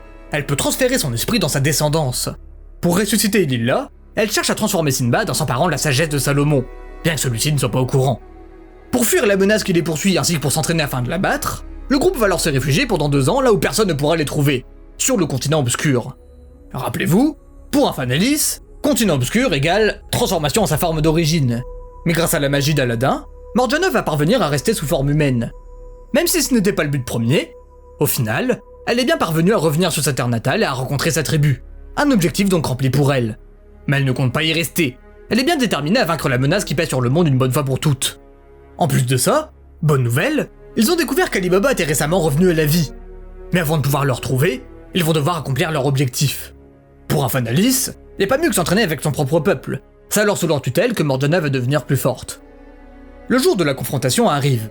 Venant sauver Yunnan qui était sur le point de succomber, le trio s'interpose pour combattre Alba. Aladdin étant occupé aux soins, Morgiana et Hakulu vont occuper leur ennemi pendant ce temps. Les deux dominent la première partie du combat, mais malheureusement, il leur est impossible de la vaincre tant qu'elle possède son corps immortel. C'est donc Aladdin qui prendra le relais puis arrivera à la mettre hors d'état de nuire. Alba étant désormais vaincu, le groupe va donc enfin pouvoir rejoindre Ali Baba. C'est là où tout avait commencé, à Chichan, qu'ils se rencontreront à nouveau. Constatant que le monde était désormais en paix, Ali Baba réalise qu'il aimerait avoir une famille, et personne autre que Morgiana ne lui vient à l'esprit pour ça. Loin du premier fiasco amoureux d'il y a 3 ans, Ali Baba a peu à peu réalisé ce qu'était Morgiana pour lui. Elle est la seule personne avec qui il s'imagine passer sa vie, celle pour qui il sait qu'elle sera toujours là dans ses moments de doute, et qui, réciproquement, sera toujours là dans les siens. Même sans sortir ensemble, en réalité, il n'y a uniquement qu'avec elle qu'il a toujours ressenti ça. C'est pourquoi il va demander de l'épouser. De son côté, le voyage de Morgiana dans le continent obscur lui a enfin fait comprendre qui elle était et fait réaliser ses sentiments vers Ali Baba. Au temps où elle était esclave, elle avait songé à rentrer dans son pays natal. Mais après, qu'est-ce qu'elle aurait fait? Bah oui, c'est vrai. En résumant le propos, cette terre symbolisait à la fois ses origines et sa liberté. Mais qu'aurait-elle fait de cette liberté? C'est après l'avoir véritablement acquise qu'elle a réalisé qu'elle avait, depuis le jour où on l'avait libérée, toujours aimé Ali Baba. Sa mort lui avait causé une tristesse qui dépassait la douleur de la mort. Elle avait perdu tout espoir de pouvoir vivre un jour heureuse avec lui. Une Fanalis ne pardonne pas 2 fois un homme qui l'attriste ainsi. C'est pourquoi elle ne le laissera pas mourir à nouveau. Ayant tous les deux compris les sentiments qu'ils avaient l'un pour l'autre, elle accepte donc avec grande joie sa proposition. Après ça, pendant un temps, le monde suit son cours sans problème majeur. Ali Baba, avec l'aide de ses anciens liges, a formé sa propre compagnie commerciale. N'ayant pas les mêmes talents pour le commerce que lui ou Alba, Morgiana se sent de moins en moins utile et est frustrée de ne pas pouvoir servir ceux qui lui sont chers. Heureusement, encore une énième fois, Masrour le grand frère va la remettre dans le droit chemin. Ce qui va lui faire comprendre, c'est que si elle ne souhaite que servir Ali Baba, ce n'est pas de la liberté, c'est de la dépendance. Elle n'est pas obligée de suivre le même chemin que lui. Au lieu de suivre ses traces, il faut qu'elle cherche ce qu'elle a envie de faire. Un rêve à poursuivre, ou au moins un objectif vers lequel se diriger. C'est ce qu'elle va alors commencer à chercher.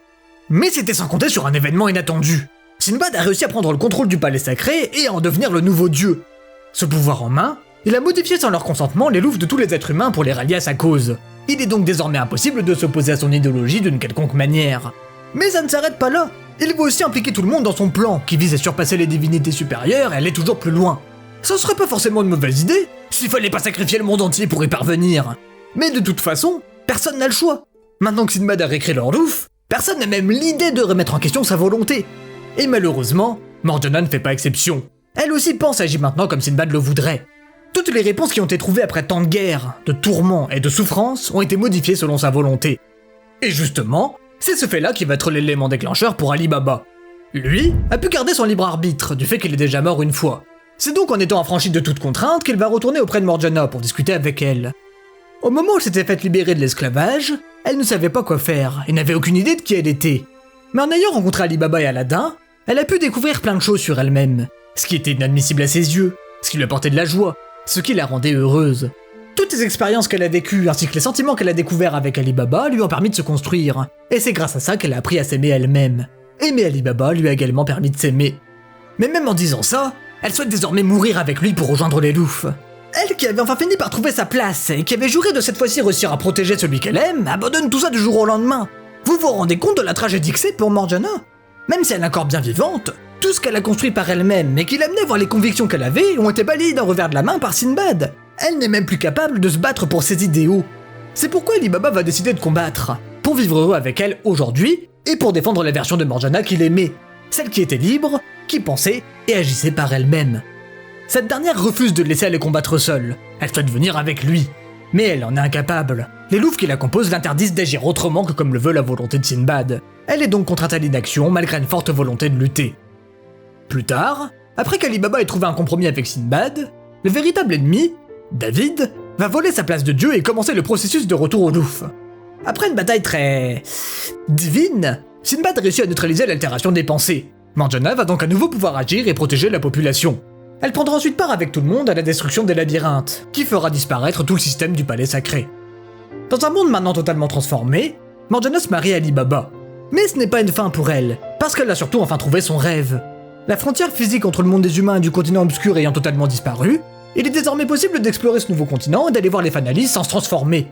L'objectif de Morgiana, ce sera donc que la présence de son peuple soit acceptée partout et que la frontière entre ces deux mondes finisse par disparaître. Pour ce faire, elle sera à la tête du bureau d'enquête du continent obscur de la compagnie d'Ali Baba. C'est ainsi, après toutes ces péripéties, que se clôt le parcours de Morgiana.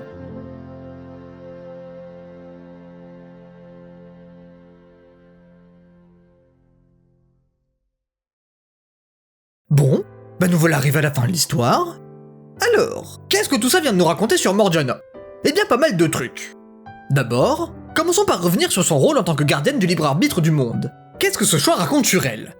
Sans surprise, celui-ci dans la continuité de son parcours. C'est une évolution de son combat. Auparavant, elle se battait pour briser des chaînes visibles. En l'occurrence, celle de l'esclavage et de la menace des guerres pouvant l'engendrer. En temps normal, avec l'arrivée de la paix dans le monde, son combat se serait arrêté là. Mais elle, plus que quiconque, sait qu'une entrave plus forte qu'une simple chaîne existe. Les chaînes invisibles. Et justement, c'est ce que Sinbad essaye d'imposer. De la façon dont je le dis, on pourrait croire qu'il est devenu le mal absolu. Mais essayons d'être un minimum objectifs. En soi, ses intentions ne sont pas si mauvaises, dans le sens où elles ne sont pas motivées par l'envie de faire du mal. Au contraire, il souhaite créer un monde éternellement heureux. Le vrai problème que ça pose pour Morgiana, c'est que pour ça, il faudrait qu'on prive le monde entier de sa liberté de choisir. Mais elle sait ce que ça fait de ne pas l'avoir. Pendant longtemps, sa vie a été décidée par quelqu'un d'autre. Elle a été une esclave privée de choix, de volonté, d'identité. C'est elle la plus à même de savoir ce que signifie vivre sans pouvoir décider. Et ce qu'elle sait de ça, c'est que c'est pas une situation positive. Si elle se bat, c'est donc pour empêcher aux autres de vivre ce qu'elle a vécu. Après, ne faisons pas l'erreur de se dire que le libre arbitre amène forcément au bonheur. C'est pas ça le propos. Celui-ci peut mener à la douleur. Mais si Morgiana a bien retenu quelque chose de tout son parcours, c'est que c'était lui qui permettait de vivre une vie authentique. Chercher à imposer un bonheur artificiel comme le veut Sinbad, c'est nier ce que l'humanité, l'essence même d'un humain. Échouer permet de grandir, certaines souffrances sont des étapes inévitables mais nécessaires pour construire sa vie. Ne pas pouvoir vivre tout ça, c'est perdre une part de soi-même. Certes, elle ne défend donc pas un monde parfait, mais elle protège le droit à tous de vivre une vie sincère. À travers sa prise de position, elle nous montre alors la somme de toutes les convictions qu'elle a forgées par ses expériences. Maintenant qu'on a parlé de ça, on va passer au deuxième point fort pour elle de cette partie, son retour auprès d'Ali Baba, qui est aussi la porte d'entrée pour parler de son voyage dans les terres Fanalis. Retourner sur sa terre natale, c'est quelque chose dont on a déjà énormément parlé tout au long de cette analyse. On sait ce que ça représente pour elle, et on sait pourquoi elle avait abandonné l'idée d'y retourner. C'est vrai que, du coup, ça peut paraître un peu bizarre qu'elle finisse quand même par le faire. Disons qu'on pourrait penser que ça allège le poids de la décision qu'elle avait prise dans l'arc précédent. La question que je me pose, c'est alors de savoir si ce choix était vraiment pertinent à faire. Qu'est-ce qu'il est censé ajouter au développement de Morgiana? Selon moi, il y a une utilité certaine à l'avoir fait. Déjà, n'oublions pas que son retour n'était pas particulièrement voulu de sa part. Elle n'y a pas été pour trouver une quelconque réponse ou parce qu'elle était perdue. Mais même si elle n'en attendait plus rien, ça ne veut pas dire pour autant qu'elle n'a rien retenu de celui-ci.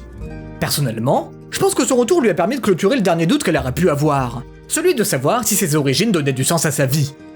Avant qu'elle aille sur ces terres, malgré toutes les évolutions qu'elle a vécues et toutes les décisions qu'elle a prises, il restait toujours un doute au fond d'elle. Peut-être que si elle y retournait, elle comprendrait comment elle doit vivre. Bah ouais, Ça se trouve, quelque chose là-bas leur a instinctivement fait réaliser quel était son but et sa place dans le monde. C'est pas une possibilité à exclure. Mais sa brève réponse à la proposition d'Ali Baba va y répondre clairement. Non.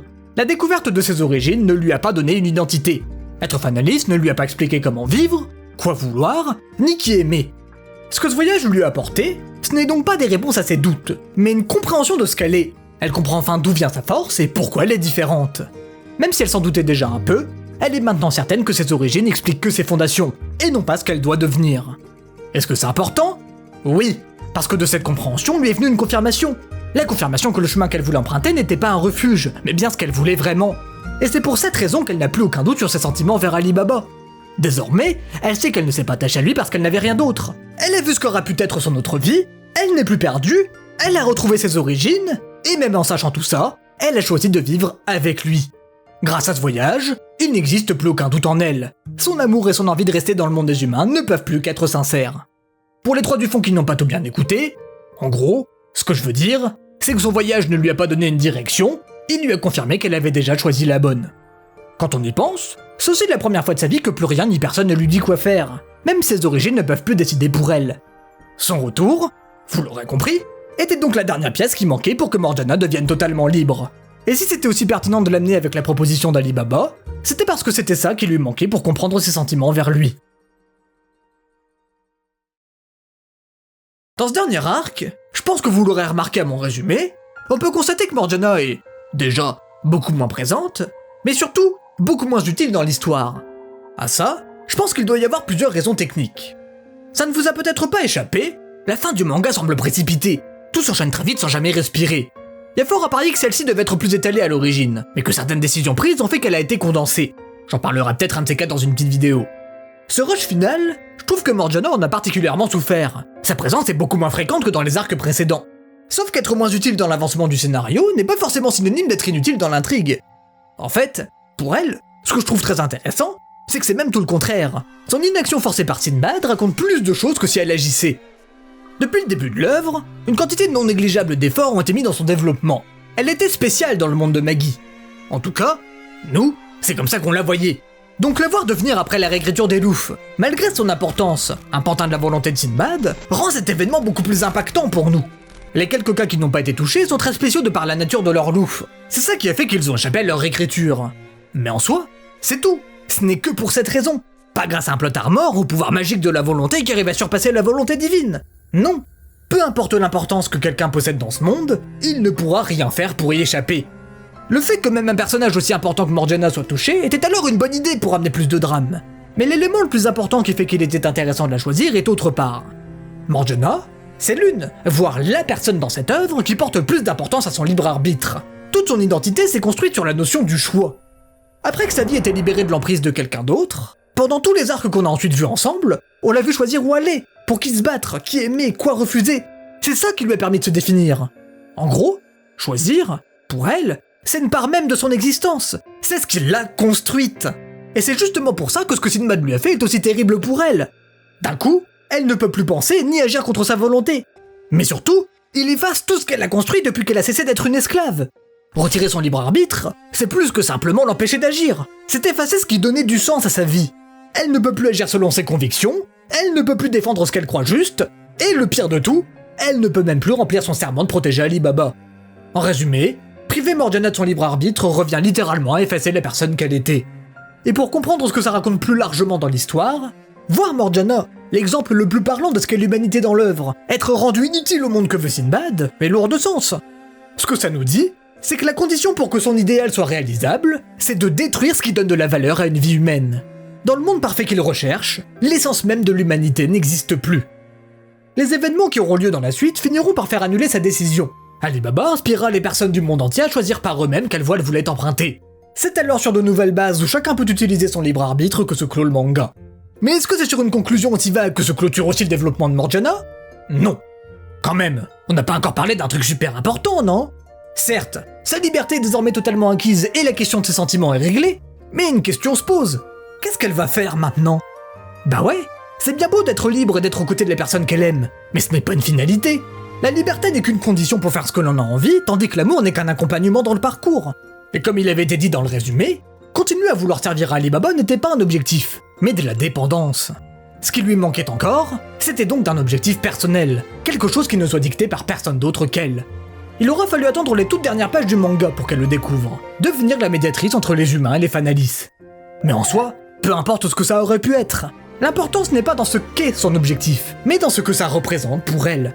En l'ayant trouvé, elle nous a montré l'aboutissement d'un parcours de 37 tomes.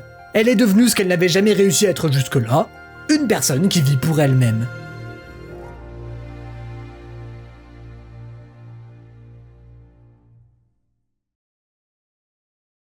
Et bah, on est bientôt arrivé à la fin de cette vidéo.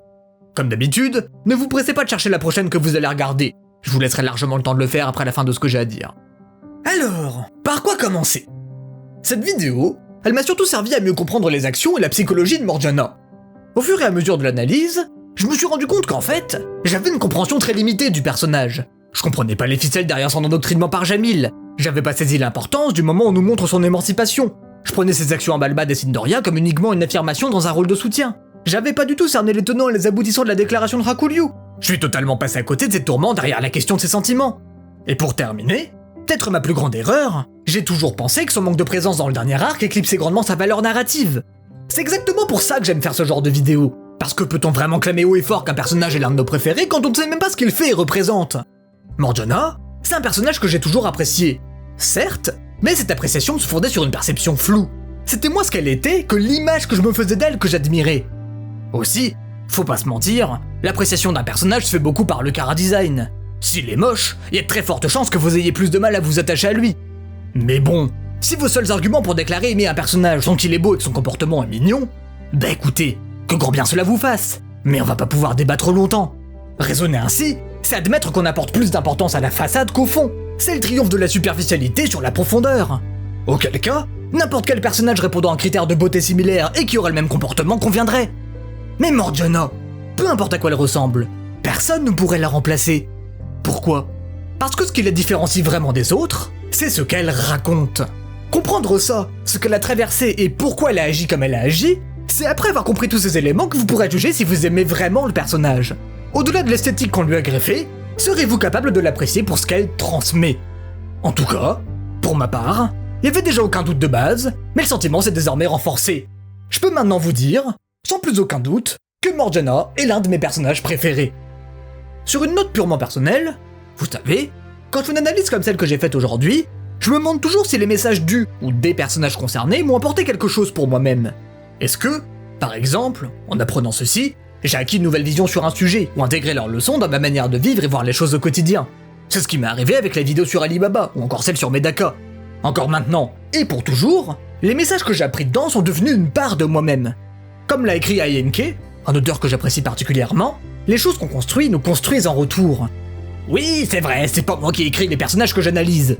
Mais de mon côté, c'est uniquement en passant des semaines à essayer de les comprendre que j'arrive à assimiler ce qu'ils disent.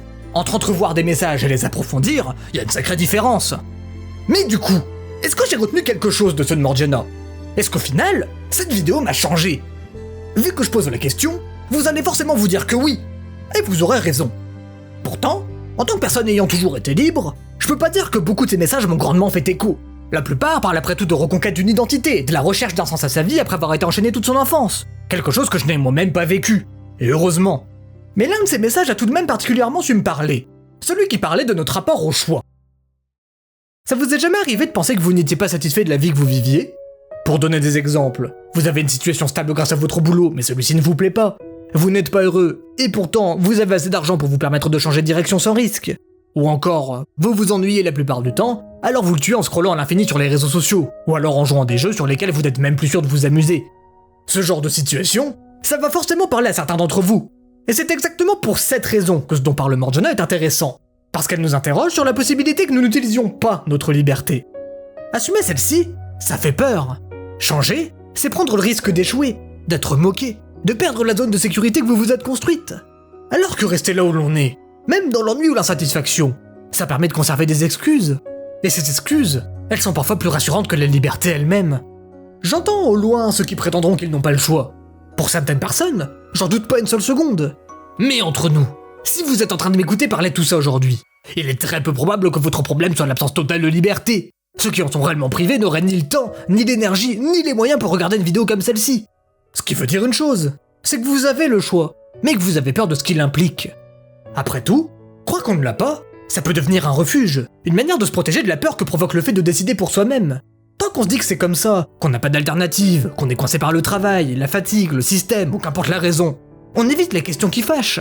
Est-ce que vous êtes dans cette situation parce que vous l'avez choisi, ou parce que vous avez peur de regarder ailleurs? À travers Morgiana, l'œuvre n'est pas en train de vous dire que rester immobile est mauvais, ou que changer est forcément la bonne réponse, hein. Ce qu'elle remet en question, c'est le mensonge qu'on se raconte quand on confond passivité et absence de choix. Il y a une différence fondamentale entre rester parce qu'on l'a décidé et rester parce qu'on a peur d'assumer ce que changer impliquerait. Chez Morgiana, c'est exactement ce qui se passe pendant une grande partie de l'œuvre. Quand elle reste, au début, auprès d'Ali Baba et d'Aladin, ce n'est pas par choix, c'est parce que c'est un refuge. Elle s'accroche à ses sauveurs en justifiant sa présence par la dette qu'elle a envers eux. Comme ça, c'est simple, pas besoin de réfléchir à l'avenir, il suffit de suivre leurs pas. Mais si l'œuvre nous a bien fait comprendre quelque chose, c'est que ce n'est pas un accomplissement.